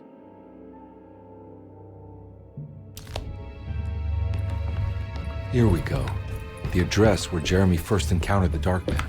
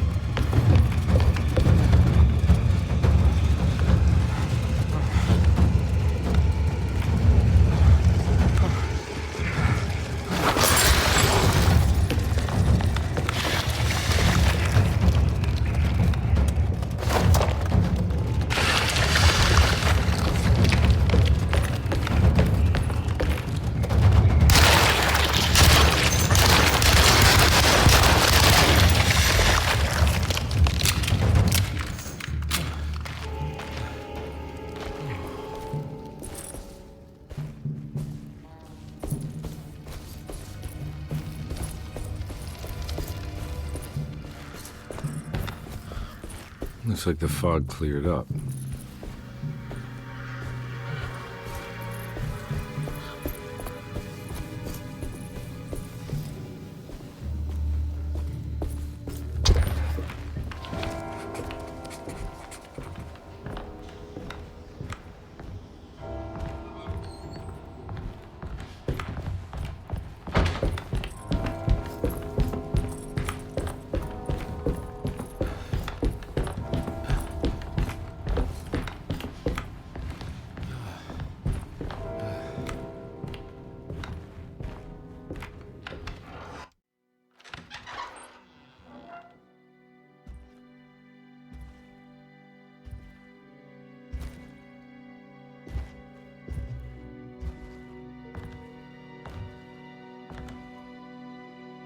You want to tell me what this is all about? Welcome, Detective, to the greatest show this side of the Mississippi. Nyarlathotep, the Black Pharaoh, the ancient magician who lived 1,000 lives and wore 1,000 masks. I can see why you settled on calling him the Dark Man. Saves your breath. So, you got scared by a stage magician, and now he's living inside your head. You can mock me, Detective. But you would be the crazy one to think his presence can be ignored. Look where we are!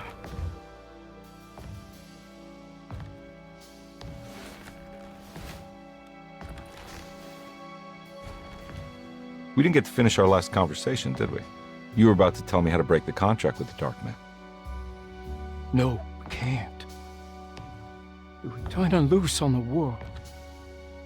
So many innocent would die. But there is a way to break out of the deal. There is. He offered me a way out. Steps to take. What are they? You'll never find them. They're forever entombed in his sunken desert temple. Jeremy, I'm not your enemy. Tell me where to go. How do I find the temple? No, we can't. I have to make this sacrifice. God damn it, Jeremy. I'm gonna save you. Don't worry.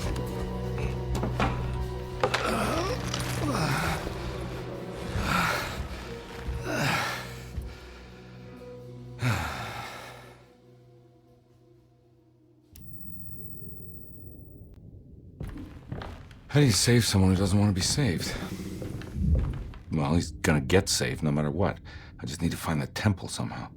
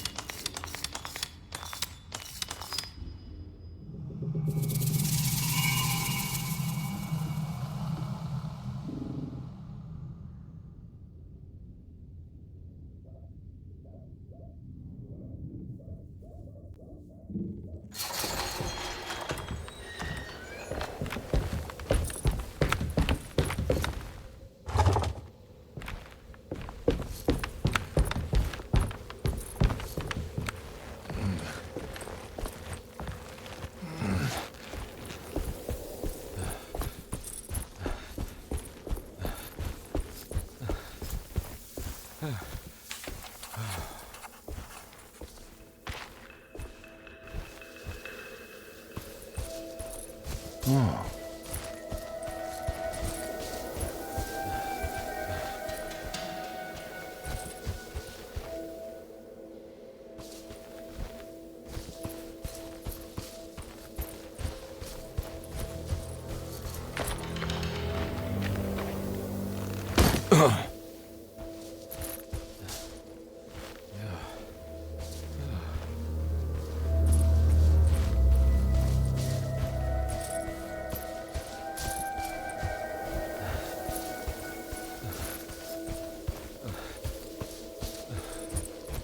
A sunken desert temple. I better get down there.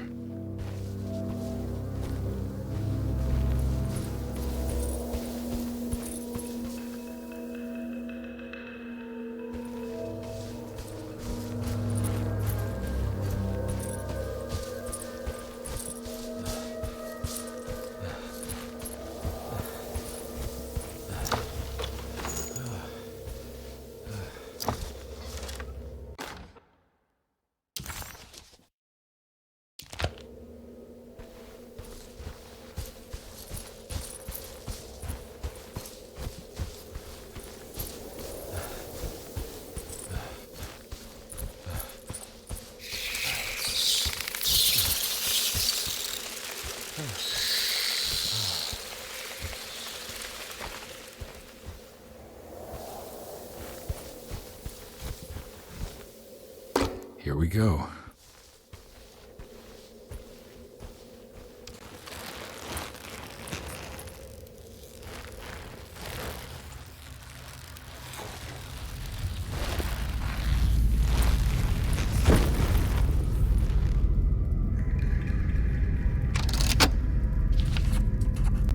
It's the star constellation from one of Jeremy's books. The Taurus. I got a feeling this is it. This is where the contract is hidden. But how do I get to it?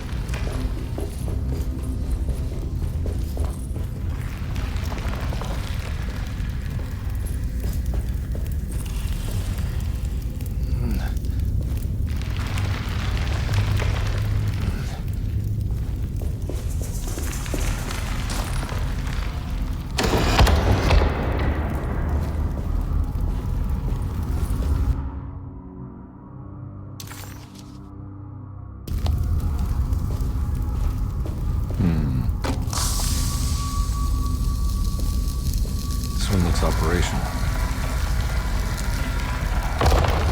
It worked.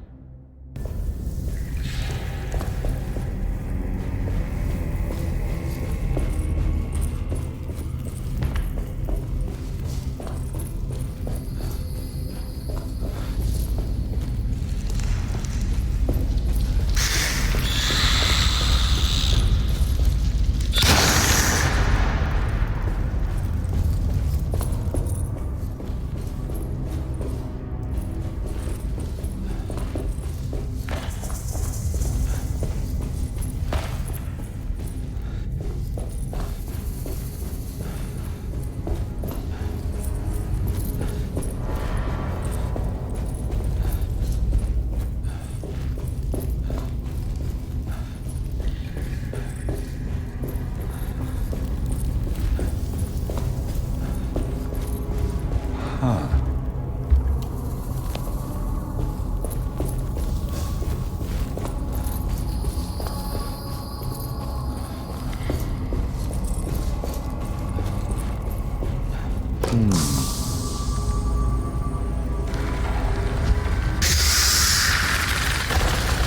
It worked.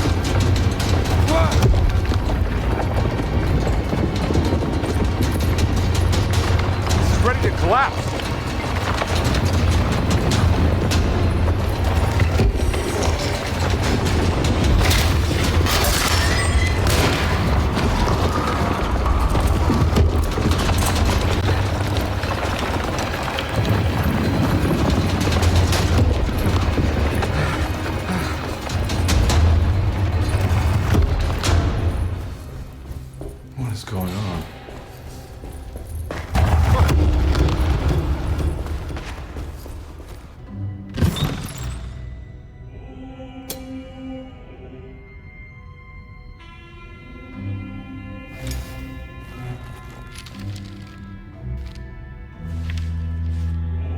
Acknowledge psychological trauma, break through barriers of self-deceit, temperamental behavior.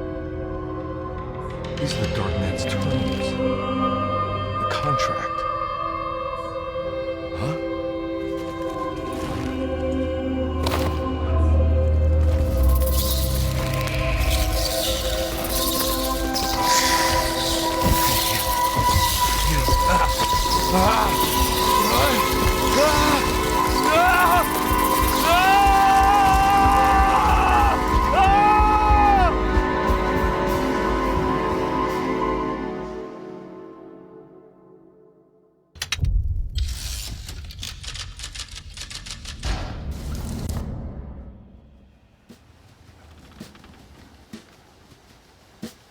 Hey. Hey, detective?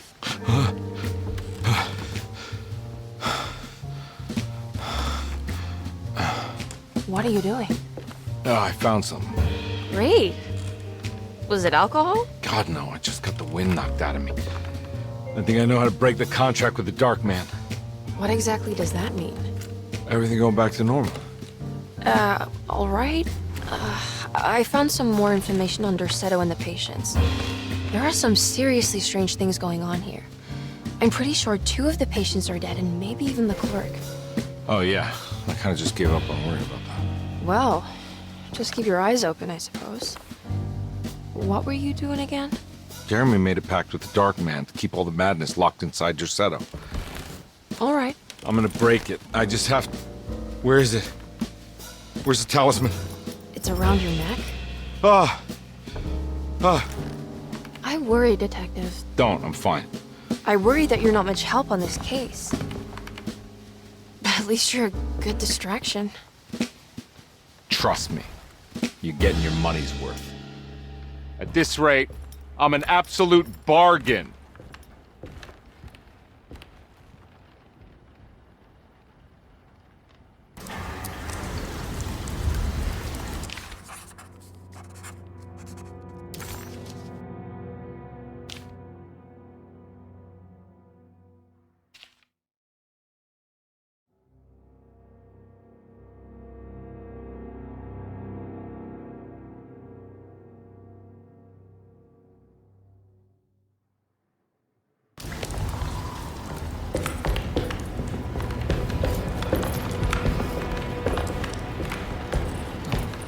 Just what this evening needed.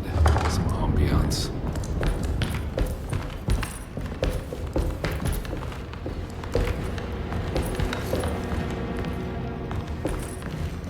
I need the key.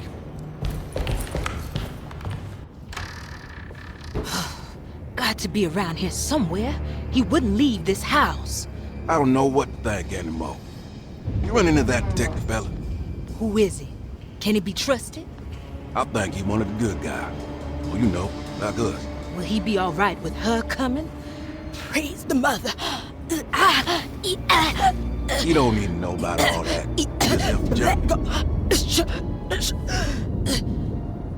Just calm down. It ain't time yet. God, it hurts. As far as I can tell, Detective Comby seems to be solving problems, not causing them. Just be ready in case he starts anything.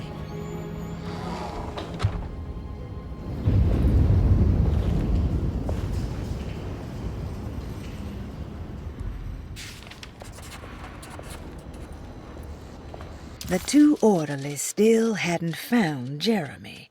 Conby figured this was good news.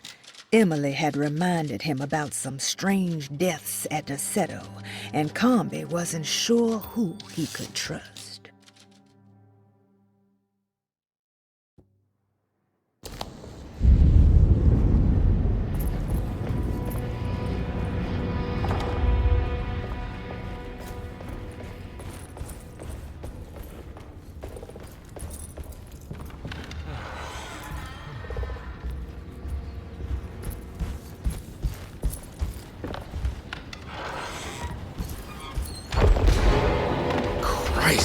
What the hell was that?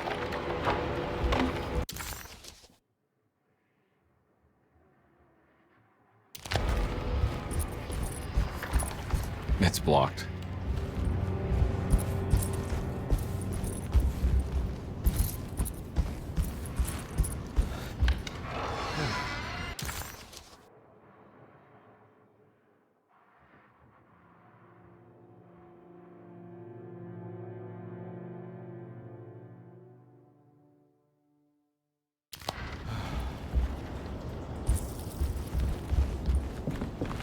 I don't want to run into the orderlies right now. Not sure I can trust them.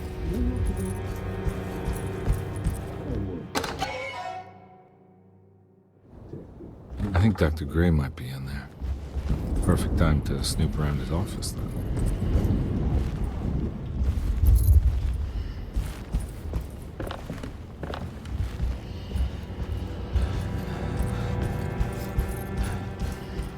It's blocked.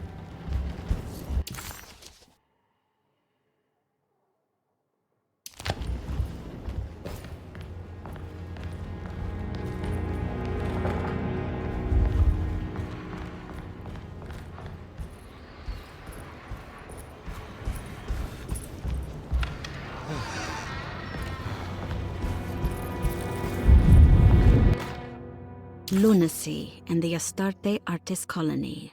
A monograph by Yael.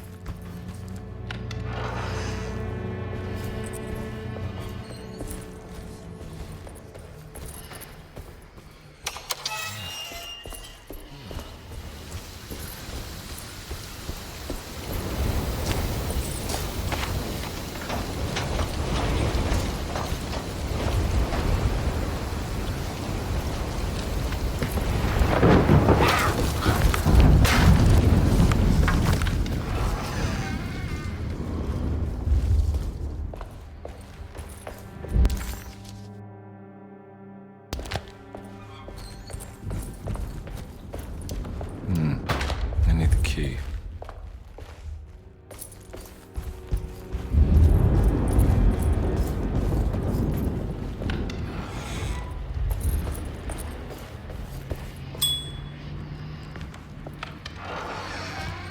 There must be a spare key to Dr. Gray's office in here somewhere.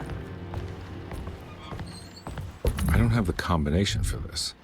But maybe Jeremy did. I need the key.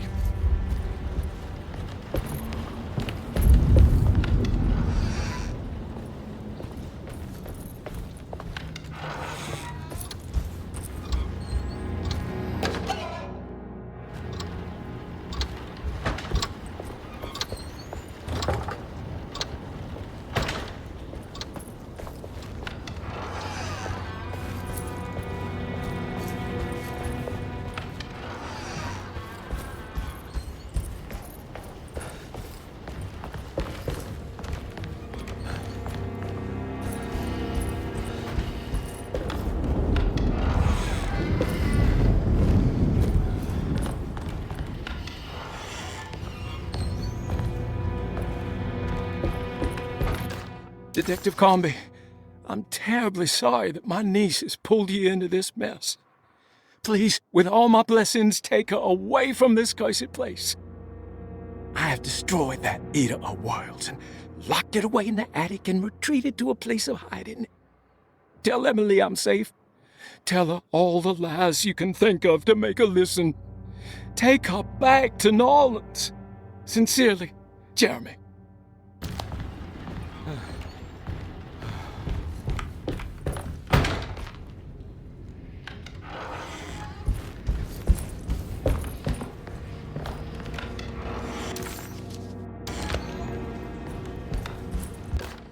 Brother, I need you to trust me.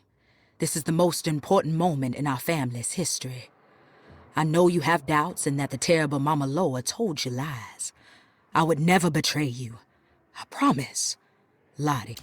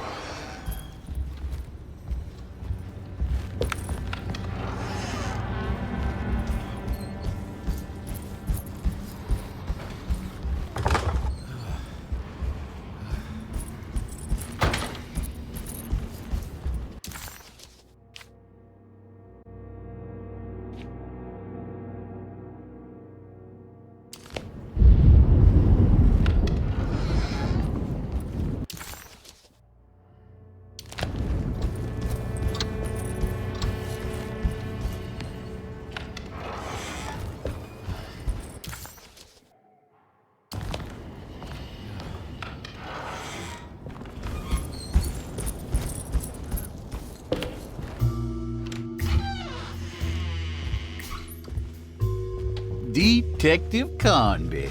Good to see you again. Solved your case yet? I'm trying. Hey, Grace, you okay? Oh, she is just peachy, Detective. Are you looking forward to the Feast of St. John, Grace? I can't wait. Kids, ain't they great? What exactly are you planning for tonight? Oh, not much. We eat, we drink, we pay tribute to the wishing tree in the conservatory. The usual. Then why all the excitement? There is just something about tonight. Something that's different. I think we all feel it. Besides, we got ourselves some new words for the prayer thanks to your buddy Jeremy. She'll come and turn the world inside out, and things will begin again. That sounds strangely threatening. You should come.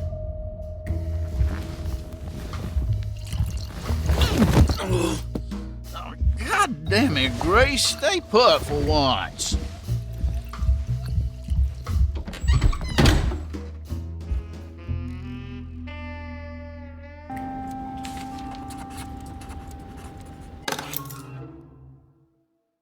I better hold on to these.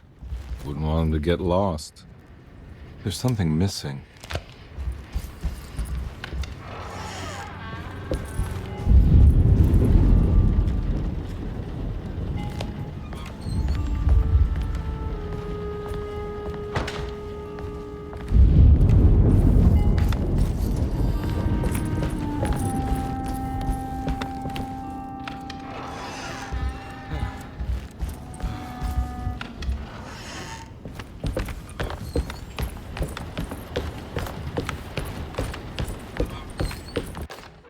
Jeremy knew that the only one who could help him now was the guest in room number 3. The room seemed to have been empty for so long. But that wasn't allowed to be true. The story needed to be different. To include something from the outside, he would bring the guest back to room 3 and show them what was in that safe. 913. But those were not the right numbers. That was the combination for the safe in the clerk's office.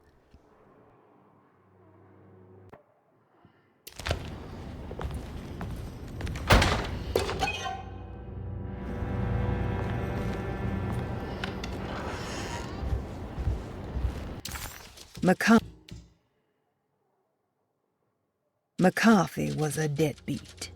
His mere presence annoyed Conby. It was like watching the worst version of himself mock him by simply being worthless. While Conby enjoyed watching the child outplay the drunkard, there was something terrifyingly familiar about Grace. It was taunting him, like he was supposed to remember, but couldn't. Conby...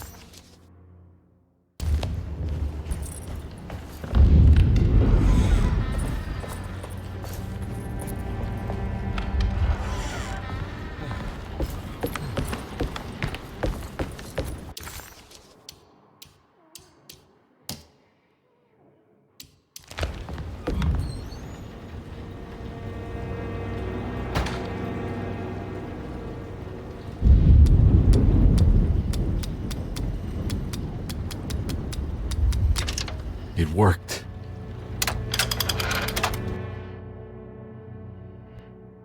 The last guest in the empty room suffered from severe maladaptation. I must write this down, because if I understand the condition sufficiently, it could make me deny this fact at a later date. And there is reason for me to think I may come to suffer the consequences from this dysfunction, as some who came in contact with the guest seemed to adopt a new worldview in which everything was predetermined but broken. Upon accepting this worldview, some memories became unmanageable and later rejected. I do not know what this means. I cannot even remember the fate of the guest. I think they were simply misplaced one day and forgotten. Just like all documents pertaining to this guest, they have all been destroyed, or they never existed in the first place. Who wrote this? There has never been a guest in the empty room.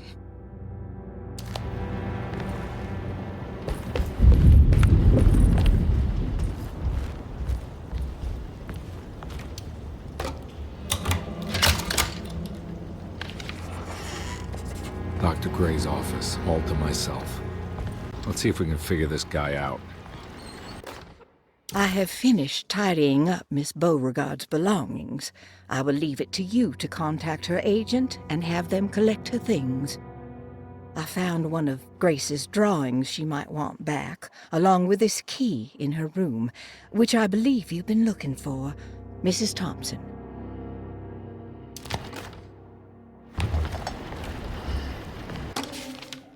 This is where McCarthy has hidden my favorite young.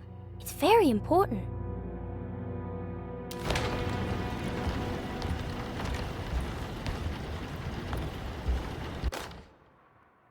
Dearest Dr. Manzetti, I find myself in a losing battle with my patient. As I've disclosed in my previous letter, his delusions have him completely captured. It's bad enough that he is torturing himself with paranoia, but his madness turns out to be quite persuasive to others, effectively laying the ground for mass delusion. I am writing to you in hope that you can give me some guidance. Beyond my ambition to avoid devastating surgery on my patient, I have grown worried about my own defenses. The words of my patient are deranged, yet they often resonate with something primitive within me. I have tried photographing his brain with X-rays. It was surprisingly difficult to get good results. Dark blotches on the plates kept obscuring all details. My patient looked at the bad plates and cried out in terror, telling me the dark areas was the shadow of the worm, eating him from inside. I could not see anything out of the ordinary. I hope this is a sign that my mind is not as receptive to the madness as I had feared. After further inquiry, my patient described the shadows inside his mind as some kind of chthonic monstrosity that wants to undermine his sanctuary. This is clearly a reference to a place he calls Teroea, a sort of library or convent that works as a psychological haven. With this imaginary haven threatened by this Chthonian, he has now constructed another, less pleasant hiding spot. Lately, he has been bringing up a metaphor of a steamboat that has run aground, that he feels like he needs to start the engines and reverse, but he is afraid that the hole in the hull would cause the whole ship to sink. I've been watching him turn this metaphor into reality for the last week. He knows it's made up, but he is doubling down, trying to make it a real memory. I feel certain that this is my chance to break through the barriers of his self-deceit.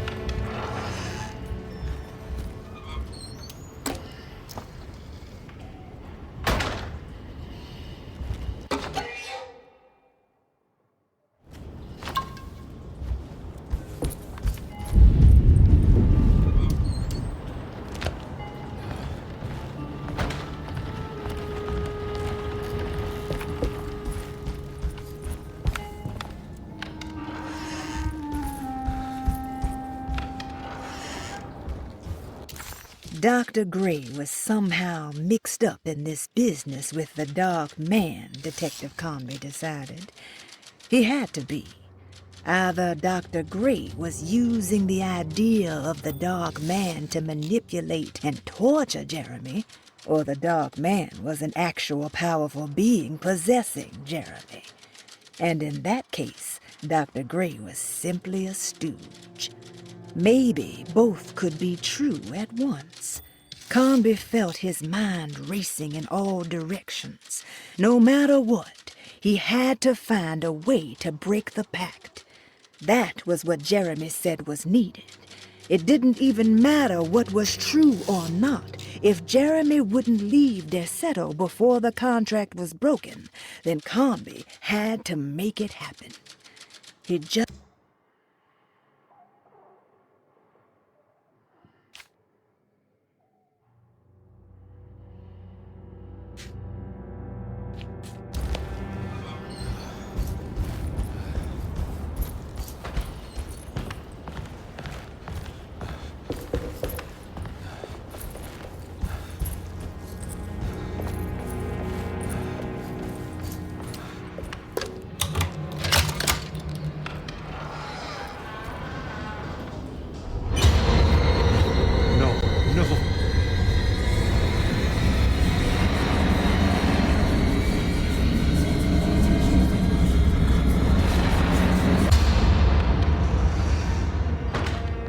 Surprisingly neat. Maybe I've been selling that old barfly short.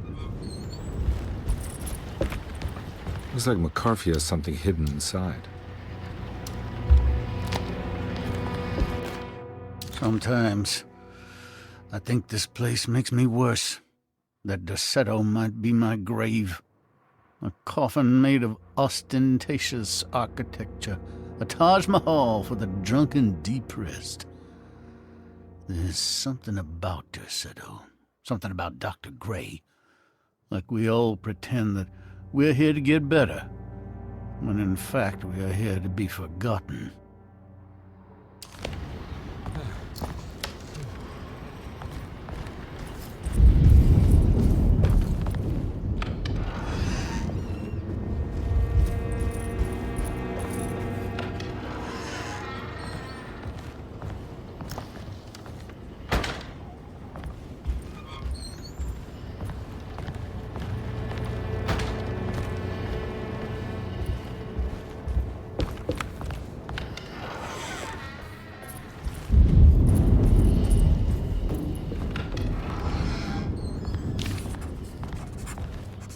This is my room. I belong here. I recognize this view.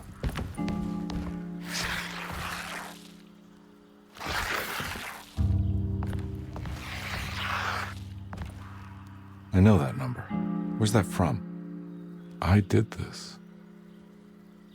I wrote that.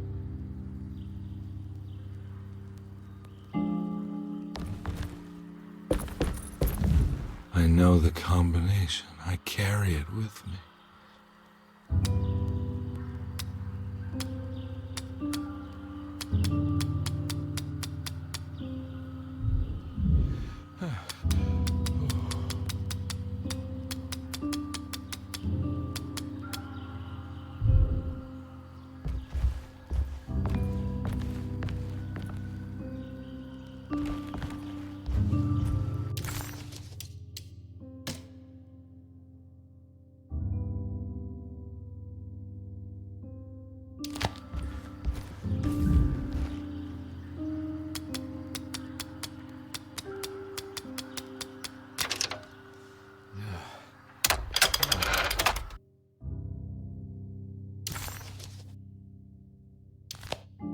Detective, I have made many discoveries in my case. The child we want is safe, thanks to good people like me and you. We're so similar, but you don't see all the things I do. To find your man, Jeremy, you also need to look for the girl. It has always been that way. The young deliver us all. You should have a look in my room. There's a piece of the puzzle you will need. Take care now. My coffee. How long have I been here?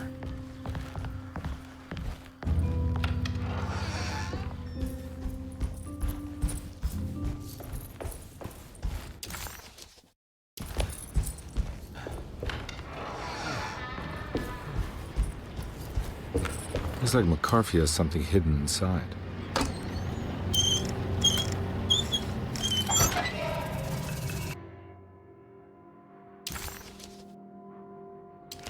Why would McCarthy lock this up?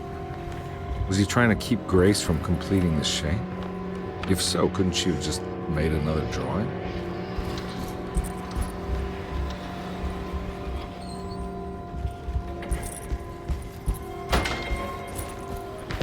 What the hell happened in here?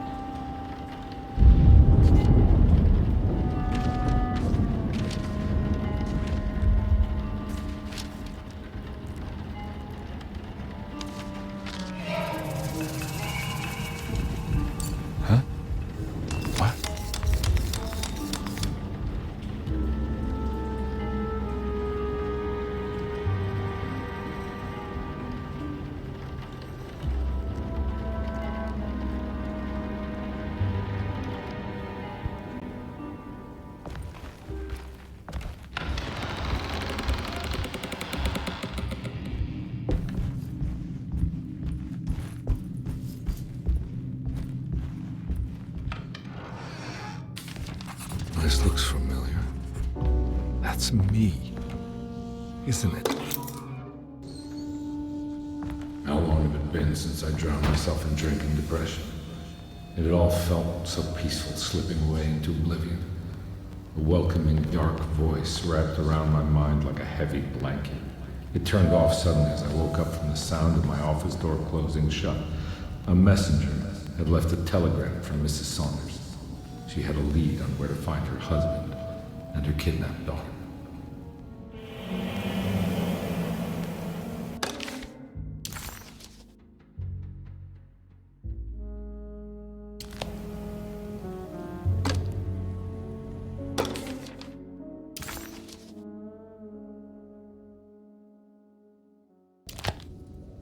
God, I used to drink so much back then. When was this exactly? case was I working?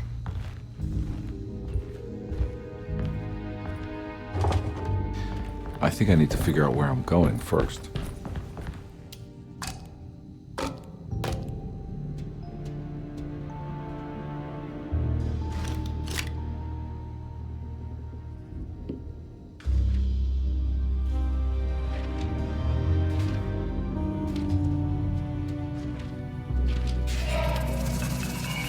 I remember this case.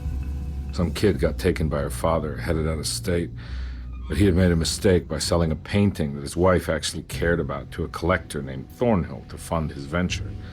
That's how I tracked him down. At least I think so.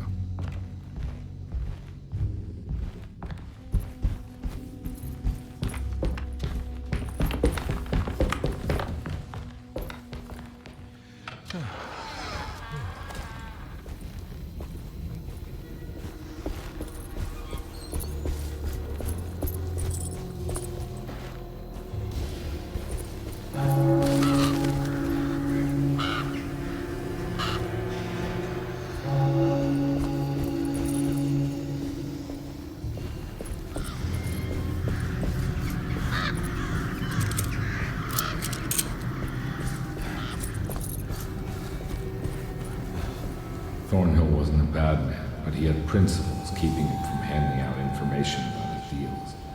So he needed some convincing.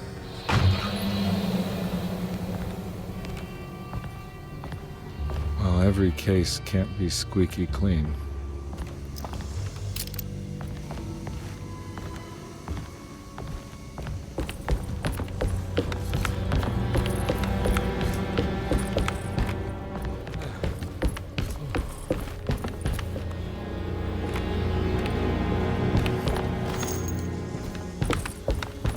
Mr. Saunders had sold a valuable painting to Thornhill, hoping the money would carry him to wherever he was going. The painting, now leaning on an easel in Thornhill's bedroom, had a certain mesmerizing gloom that seemed to call out to me, telling me I was needed for something important. I felt myself falling into the painting, only being brought back by Thornhill, thrusting an address to a Hotel St. George into my hand, and asking me to get the hell out.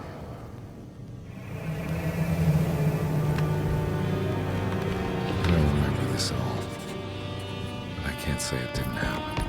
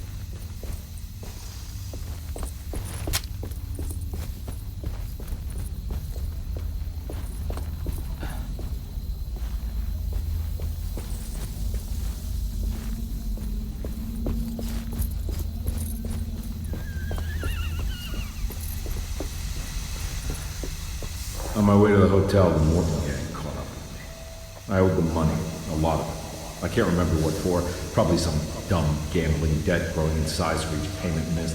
I punched one of them out, and I sent the others packing. It was a stupid move. They'd be back.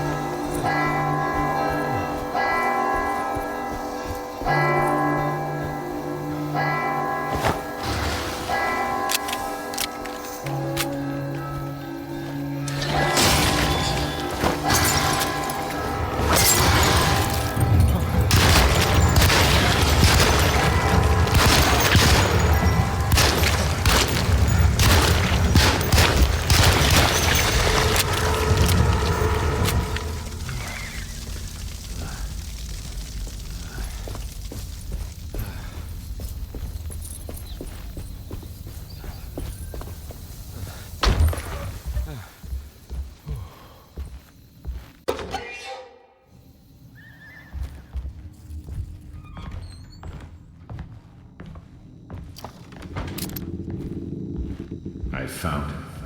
In the hotel ledger, I recognized the handwriting of the signature. Ted Stryker. It was him. I could feel it. It was the kidnapper I was hunting. I put on my knuckles and hurried up to his room.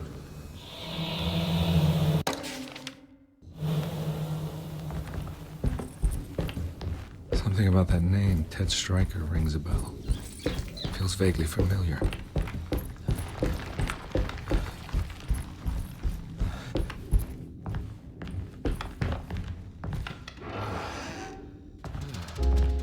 I recognize this room.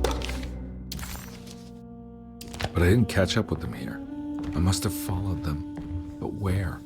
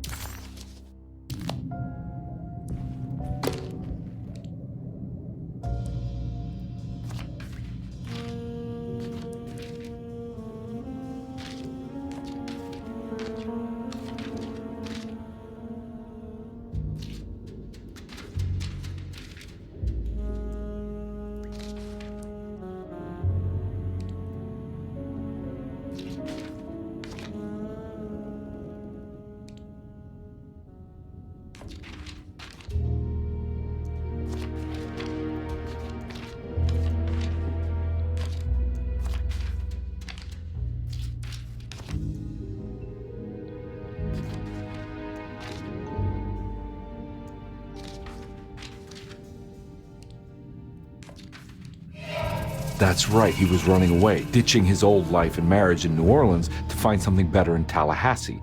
And he took his daughter with him against the will of the mother. That's why she hired me. But I stopped him. I caught up with him at the Pearl River Bridge. Pearl River. This is where I caught up with them. This is what the Dark Man wanted me to revisit. But I'm still not seeing it. What am I forgetting?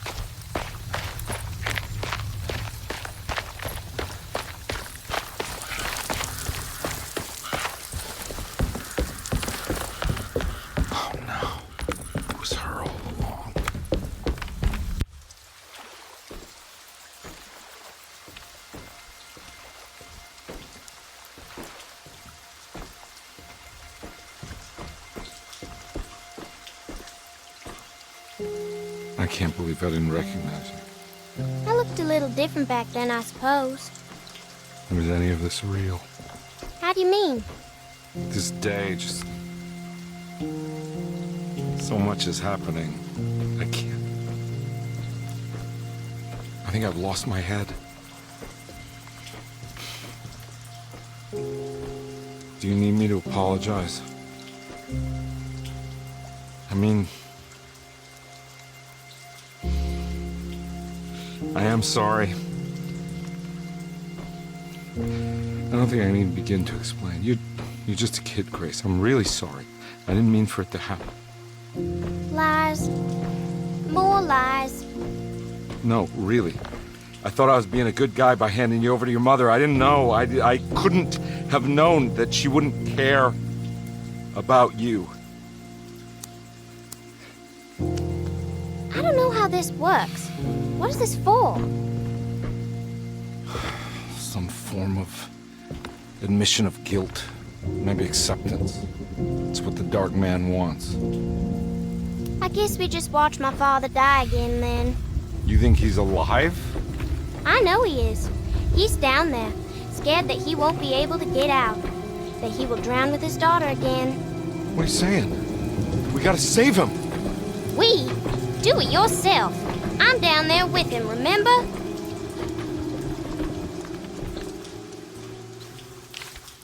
Can I really save them? This all happened so long ago. I have to find a way to get down there. I have to see it with my own eyes. There was a boat at the house where I entered. If I can raise the bridge, I should be able to get to the car.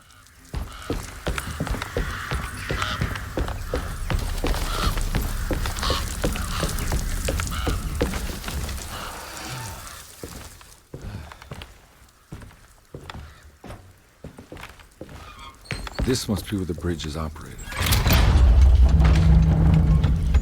Nothing's happening. It's like something's holding it back.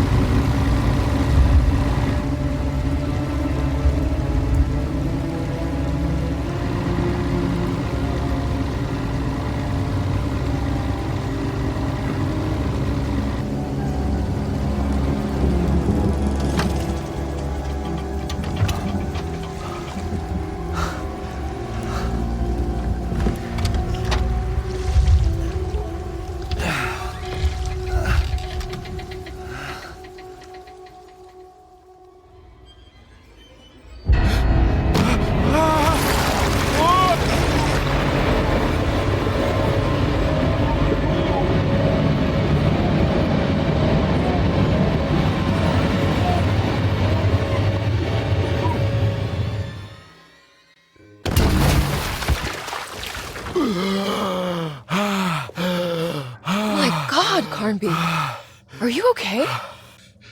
Don't leave me alone. What the hell have you been doing? What's going on here? Look at this mess! I'm sorry, Mrs. Thompson. Don't make me kick you out of this house. Now get out!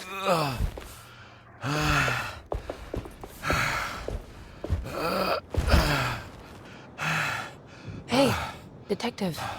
Mr. Carnby. I'm really worried about you. I'm okay. I just need to catch my breath for a moment. This place? There are some very disturbed figures around here. And I don't think it's just the patients. I've been reading some things about how Zerando has a deranging effect on people. I think it might explain things. What? Just take it easy, okay? I'm gonna go find a way into Dr. Gray's apartment. I want to know what he's hiding. Emily, don't worry. I think I'm close. I'm gonna set everything right. Just be careful.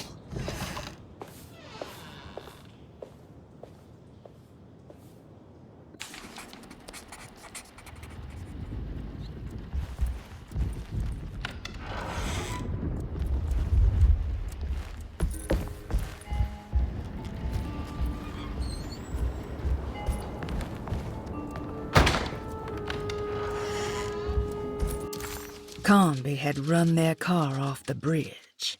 He pulled Grace out of the sinking car, but left her father to drown. He could have saved him. There was time.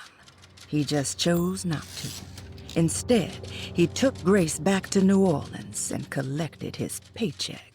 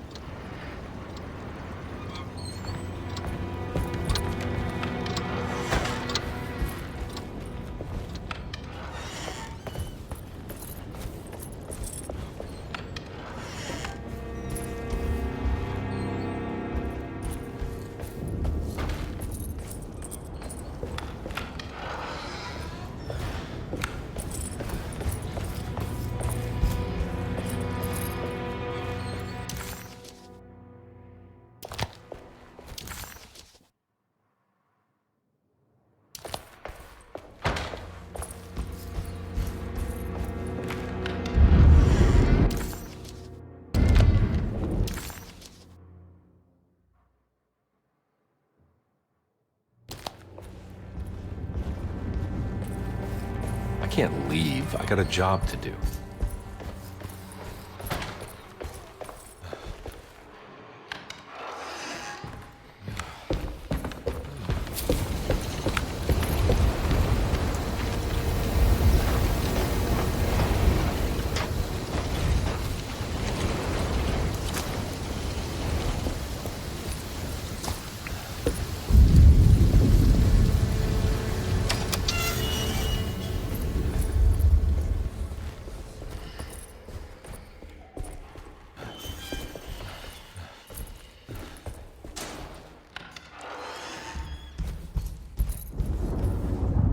Now we're talking.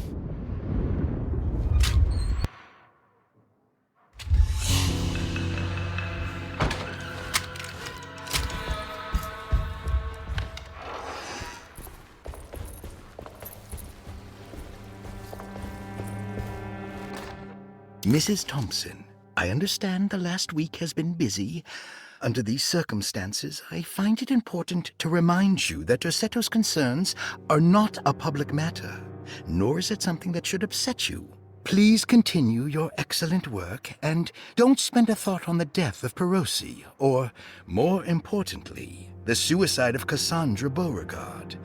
They should mean nothing to you or the staff. I rely on your loyalty, and trust that your close kinship with the Tabois siblings will keep Dorsetto's secrets hidden. Dr. Gray.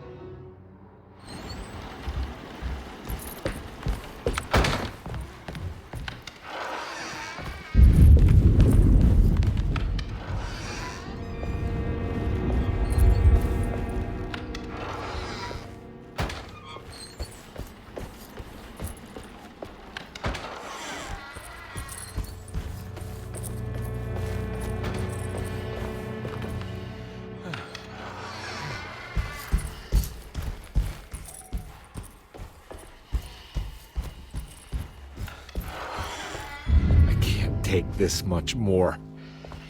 This has to end.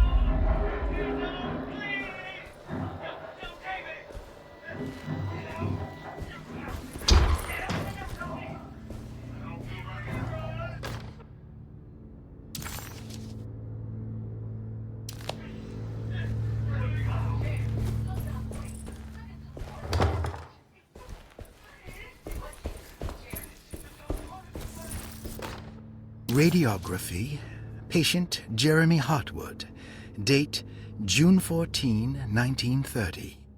Plates. Jeremy's skull proved difficult to capture properly.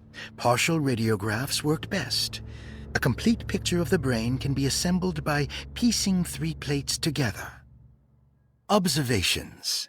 Even when looking at an assembled version, a shadow covers significant parts of Jeremy's brain.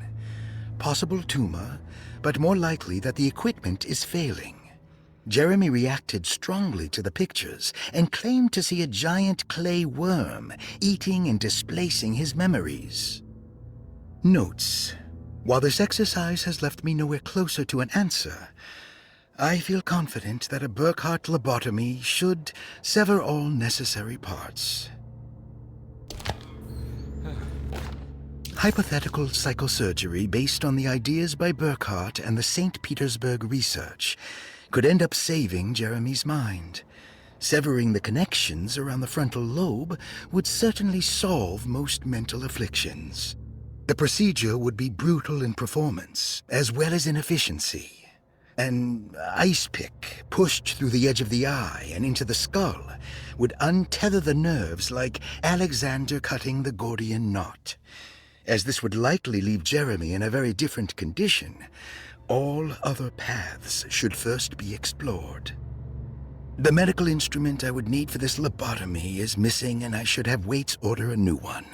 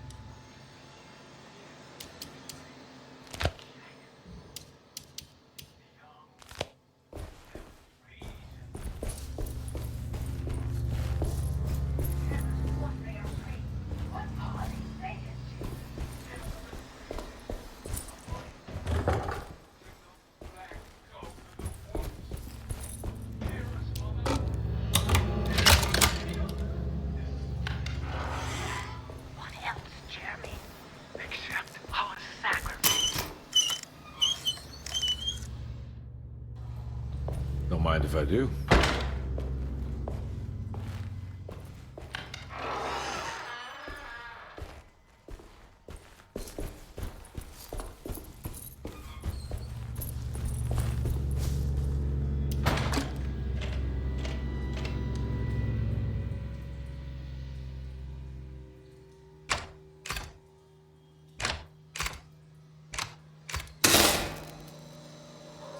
That's better.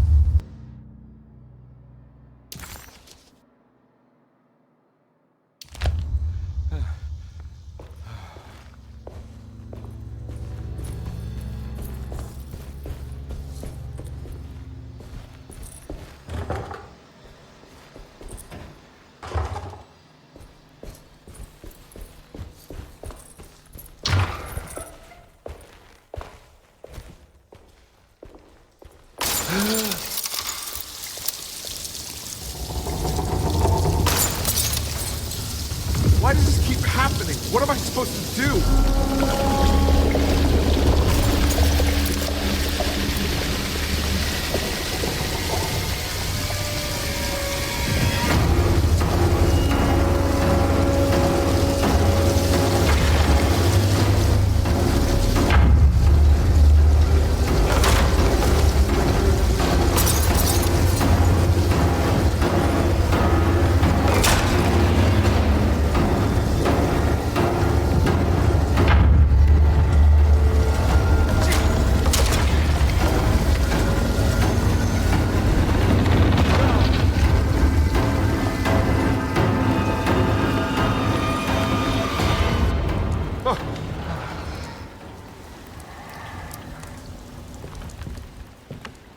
And we're back here. Well, perfect time to have a look around this place.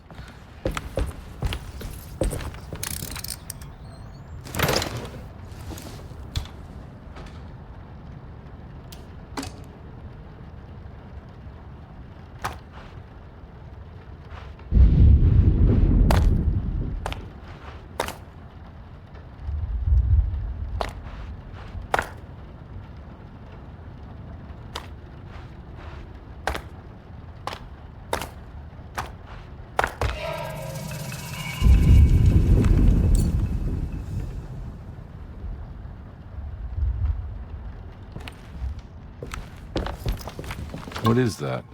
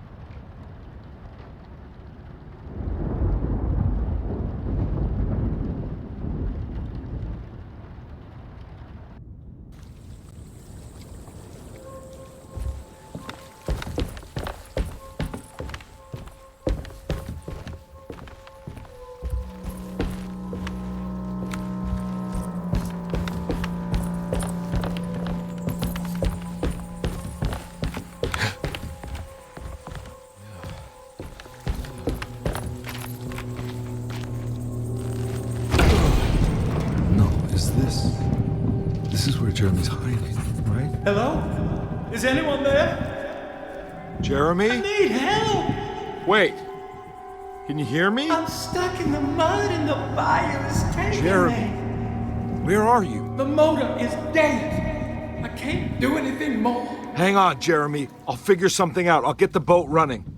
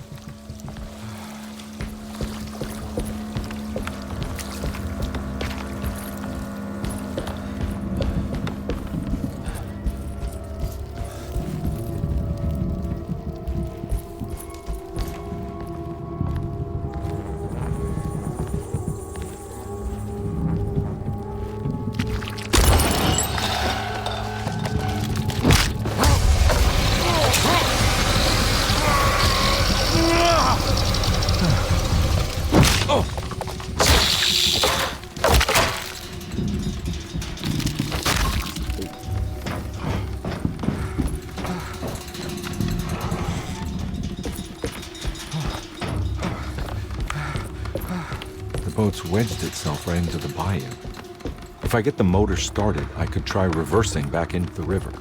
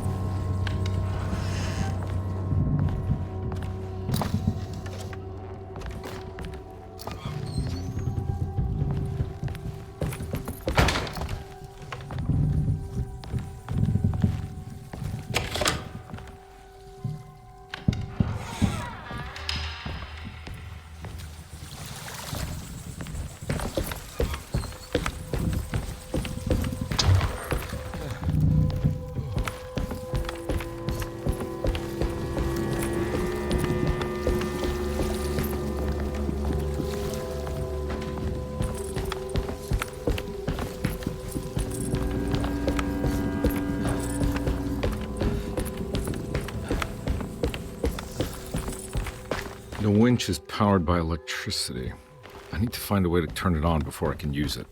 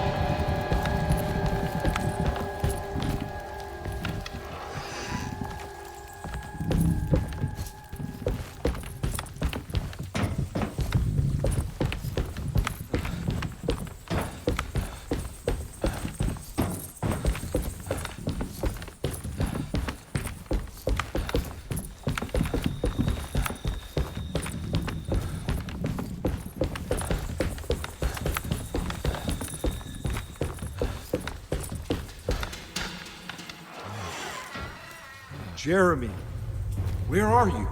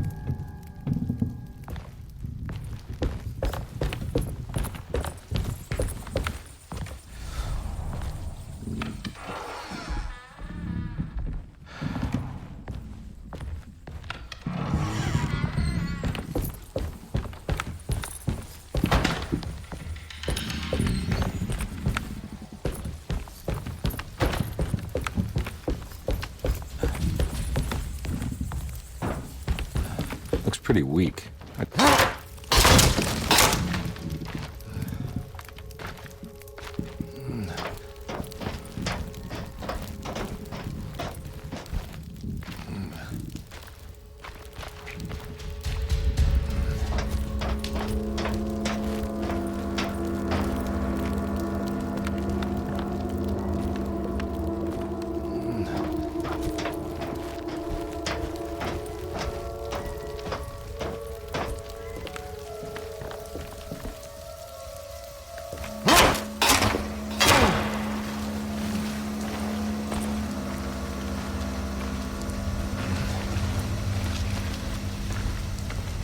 This definitely needs fuel.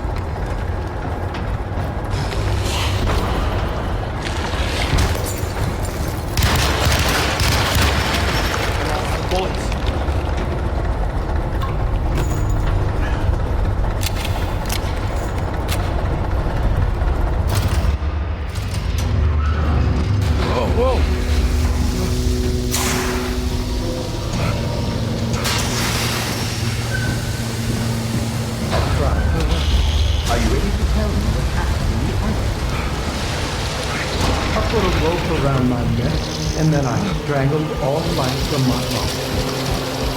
Are you under the impression that you died? Yes. No. I was supposed to die. What does that mean? That you were supposed to die? I'm the catalyst. I had to die to make the story happen. What story? What are you referring to, Jeremy? 30 years ago, Frederic needed me to die. You're not making any sense, Jeremy. Come back. Find your focus. Hey! I cheated everyone. I didn't play my part. Hey! I escaped my doom. My destiny. Again, find your focus. Hey, I'm right here. What the hell is going on? Now everything is wrong. Nothing is in Hey! I'm right here! Calm down, Mr. Conby. What do you want? Were you not talking to Jeremy right now? I haven't seen Jeremy all day. Are you all right, Detective? No. Actually, I don't think so. Well, maybe. I'm gonna go look for Jeremy. Good. Let me know if you find him.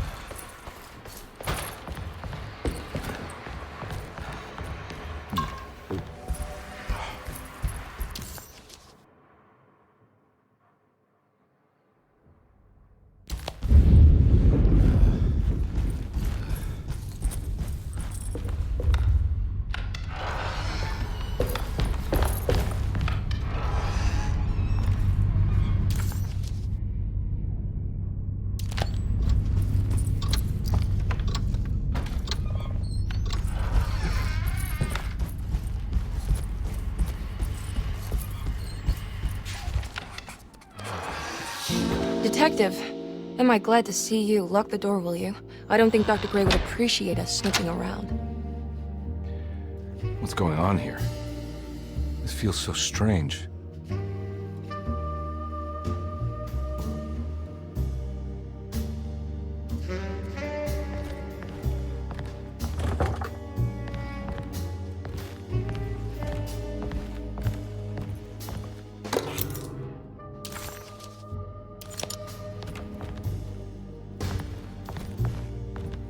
Have you found anything? What? Yeah, I've seen some things. Okay. Let me know if there is anything you want to talk about.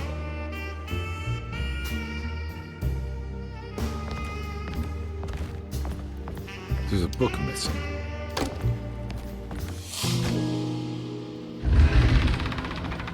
What did you do? I was just rearranging the books. Well, come on, let's check it out.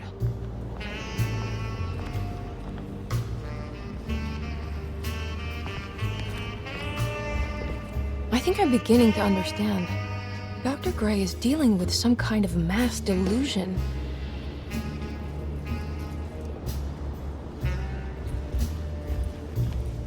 That mark on the floor looks like talisman, but... Good to finally meet you, Mr. Hartwood. I'm here on the behalf of your brother Philip. You were expecting me, weren't you? Yes. You're from Zerando, no? That's right. I just wanted to ask you a few questions to see if there is anything I can do to help you and your family. Okay. I understand you're full of imagination. You make up a lot of things. I suppose. And you obsess over them, blurring reality and fiction. Sometimes. Do you want to tell me about the Dark Man? No. No, I don't. That's all right. Perhaps there is something else you can tell me. Something you know to be made up, but you hold dear. Juan? John? Who's John? No, Juan Luis Jorge. Oh, wait there a moment. Here, take a look. Is he... Oh, he is the author. It's a magnificent book. Life-changing even. The real Juan is long dead, but I like to think of him as my friend. My most beloved friend. I see. Do you often do this? Fantasize about people you read about? No. Well, there is Jacob. Who is Jacob? Turn to the last page. Oh, it's a newspaper article. The Prisoner of Ice, Jacob van Ostad. Is he also your beloved friend? Oh, no, Doctor. Not at all. He is the fire that fights fire. Yes, I think it's clear your overstimulated imagination, this mania, needs to be tempered for you to live a normal life. I know your family calls it the Heartwood Curse, but I want you to know that there is nothing supernatural about your condition. It's all inside your head. And with that, I'm very qualified to deal with. In time, you will be cured. In time. Yes, in time we will exorcise all your demons, all the dark men. Yeah! Please, Mr. Heartwood, calm yourself. What happened? Oh, don't you worry your little head about it, Miss Heartwood. Your uncle and I just had our first breakthrough. But from which direction should I look at it?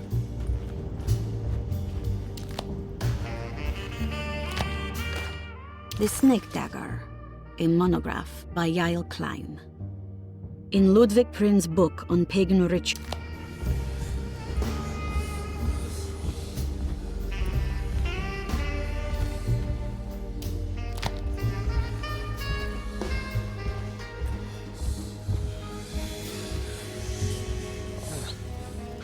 What were you saying about mass delusion? Zerando seems to have a deranging effect on people living close by. It has a history of creating cults devoted to some nature goddess. Even the name Zerando refers to the cult existing here before the Civil War. Zerando was the name of an ancient fertility goddess worshipped in Syria. Dr. Gray and his friends, however, seem to prefer the black goat of the woods with 1,000 young, or Shub-Nigroth. And that name can only have come from my uncle's twisted mind.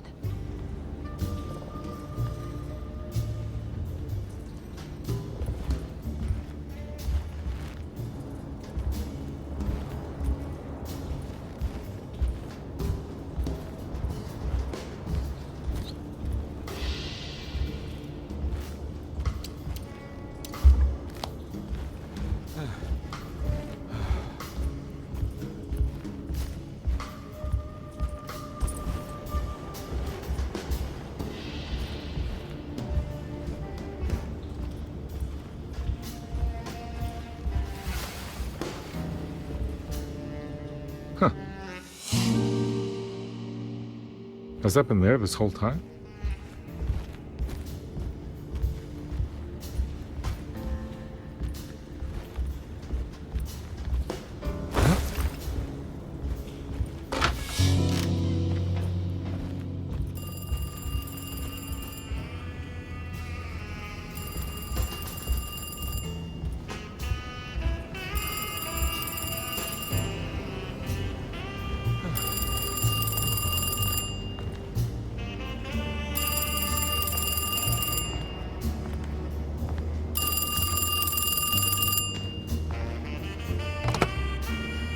Hello? Detective Carnby? Who is this? Jeremy? Jeremy is with the Dark Man. You can't save him. Well, I've done everything he wanted so far, and there's just one more thing on the list. I expect him to keep his promise and return Jeremy unharmed. Get out, Detective, while you still can.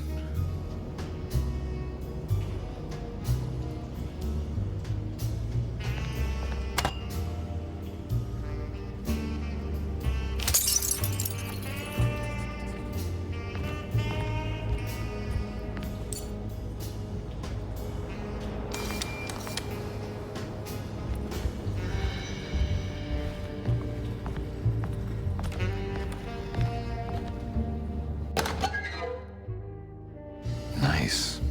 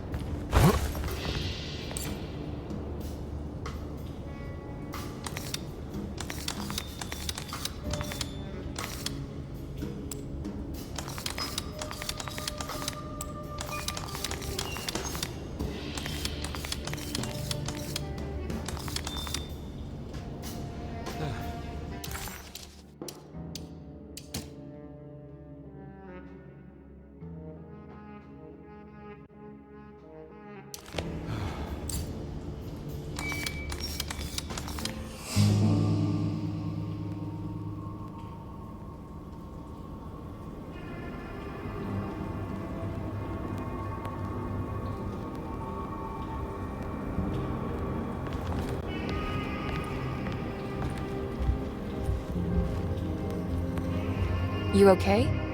You look a little frazzled. Just stupid telephone. I know. I tried calling the police earlier. The telephone is completely dead. It's not... Yeah, no, the telephone isn't working.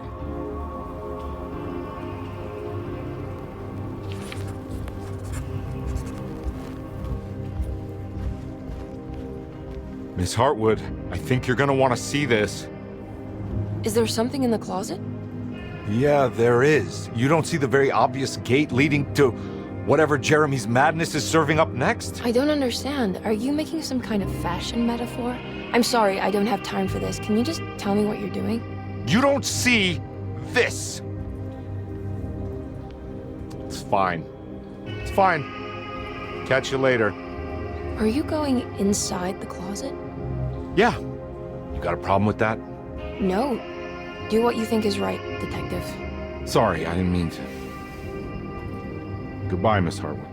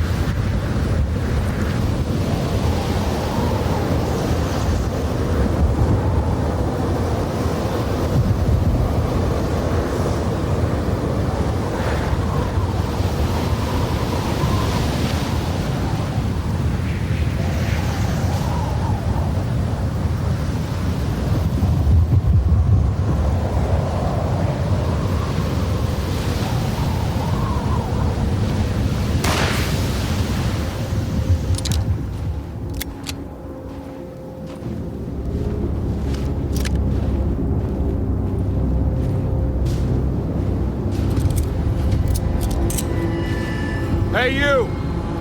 What are you doing here? What is this place?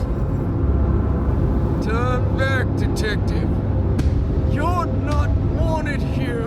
Whoa, take it easy. I'm not your enemy. Oh, you're wrong, detective. You're wrong.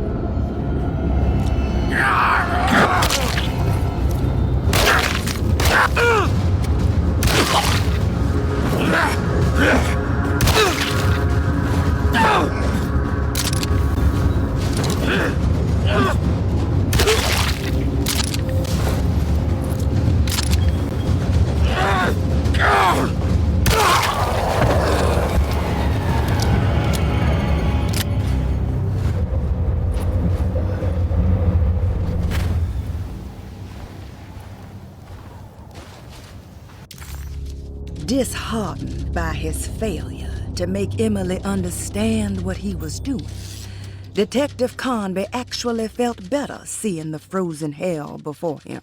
There was a finality to it. Its clear symbolic opposite to the dark man's desert made him realize this was the end. Soon it would all be over.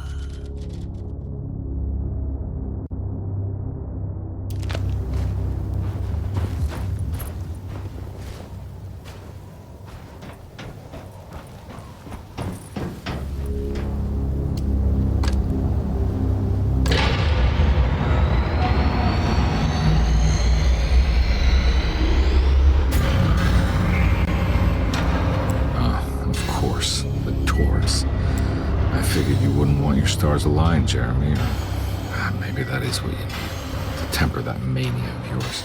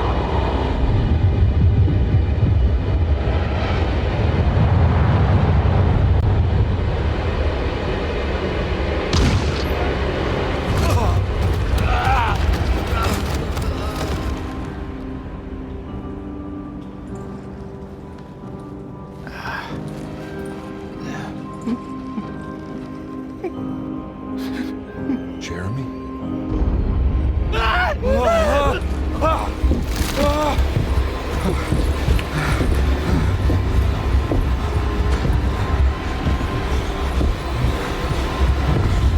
did everything! Aren't you happy? Stupid charlatan! What more do you want from me? You want me to lose my mind? Oh, my lord! Doctor! Baptiste! Quick! Jesus. What are you thinking, compadre?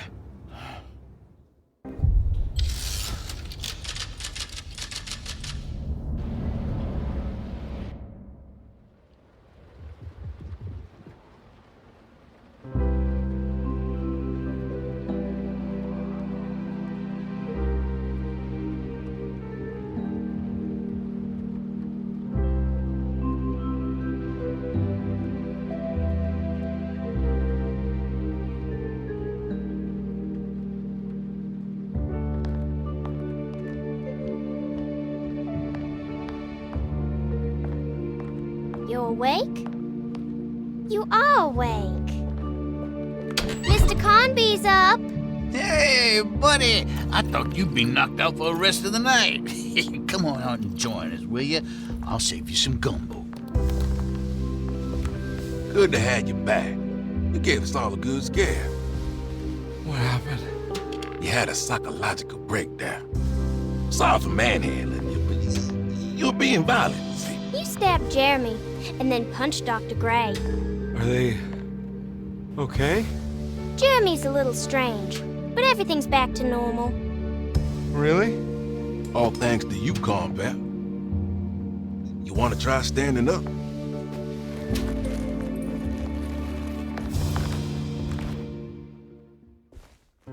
Well, if it isn't the hero of the day. How are you feeling, Detective?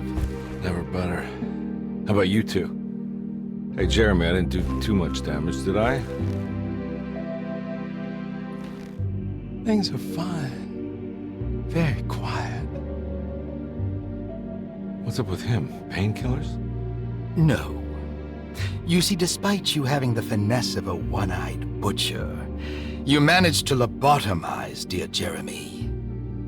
I did what? It's actually quite impressive. It's not like I hadn't considered it myself. I just wish Jeremy could have been helped without reducing his personality to that of an oyster. But he's gonna live. Of course. As long as someone keeps feeding him, he'll outlive the best of us.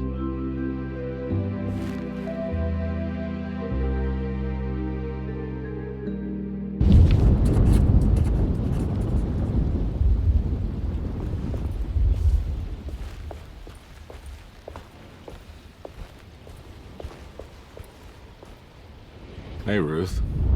Glad to see you made it back to Zerando. You too, Detective. Make sure to stay for the festivities. It's no Mardi Gras, but it ain't bad.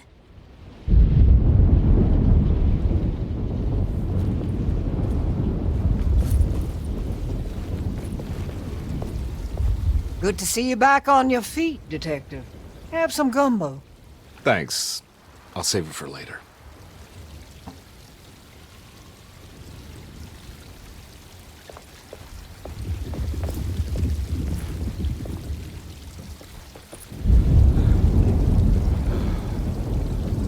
That is one impressive tree. More impressive than you could ever imagine.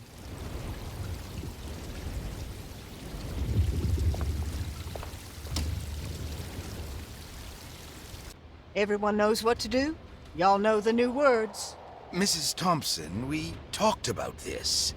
I'm not sure everyone is comfortable. Doctor, I insist.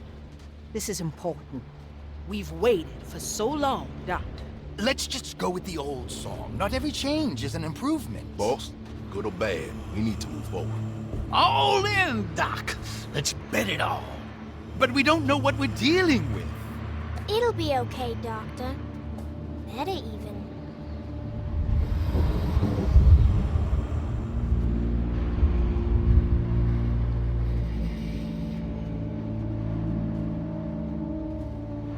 their praises and abundance to the black goat of the woods.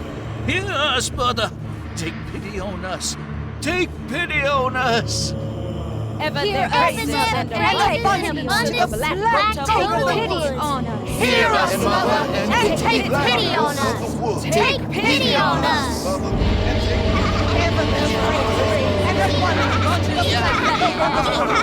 Hear us, mother.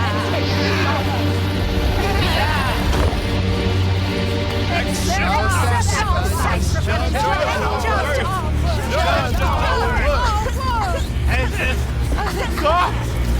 Are you crazy? This here's what needs to happen, Completa. Grace! Stop! Stop! Shoot the ground! Yeah! Shoot the ground!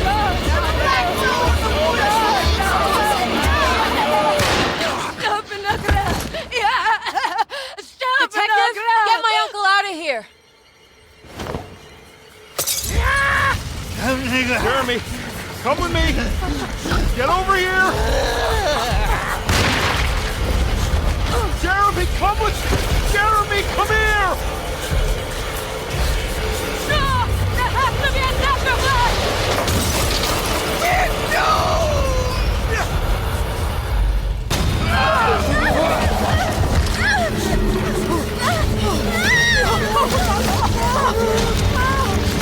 Jeremy!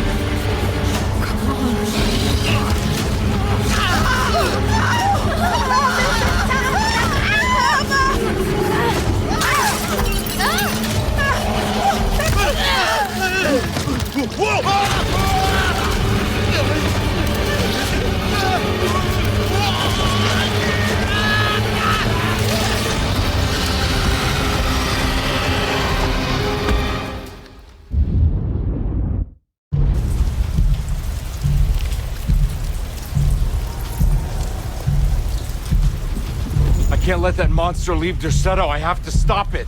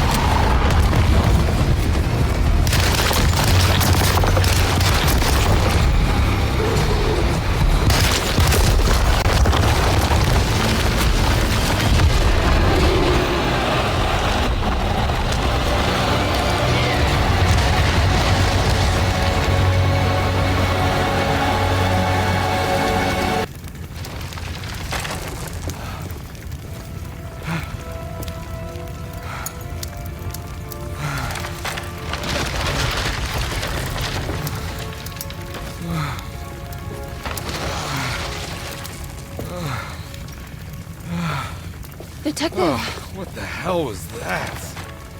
I tried to tell you. There was so much evidence. Their devotion to the Black Goat was like nothing I've ever seen before. I felt so dumb believing any of it, but I'm glad I did. Are you okay? Everything is out of order. This isn't the way the story goes. I shouldn't be alive. Yeah. Oh, you're welcome, buddy. How are you doing, sweetie? I kinda like it. You ruined everything, but I'm not mad.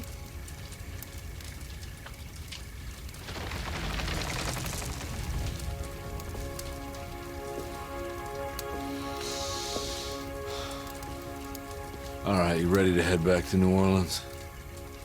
Come on, Jeremy. We're leaving. Can I come?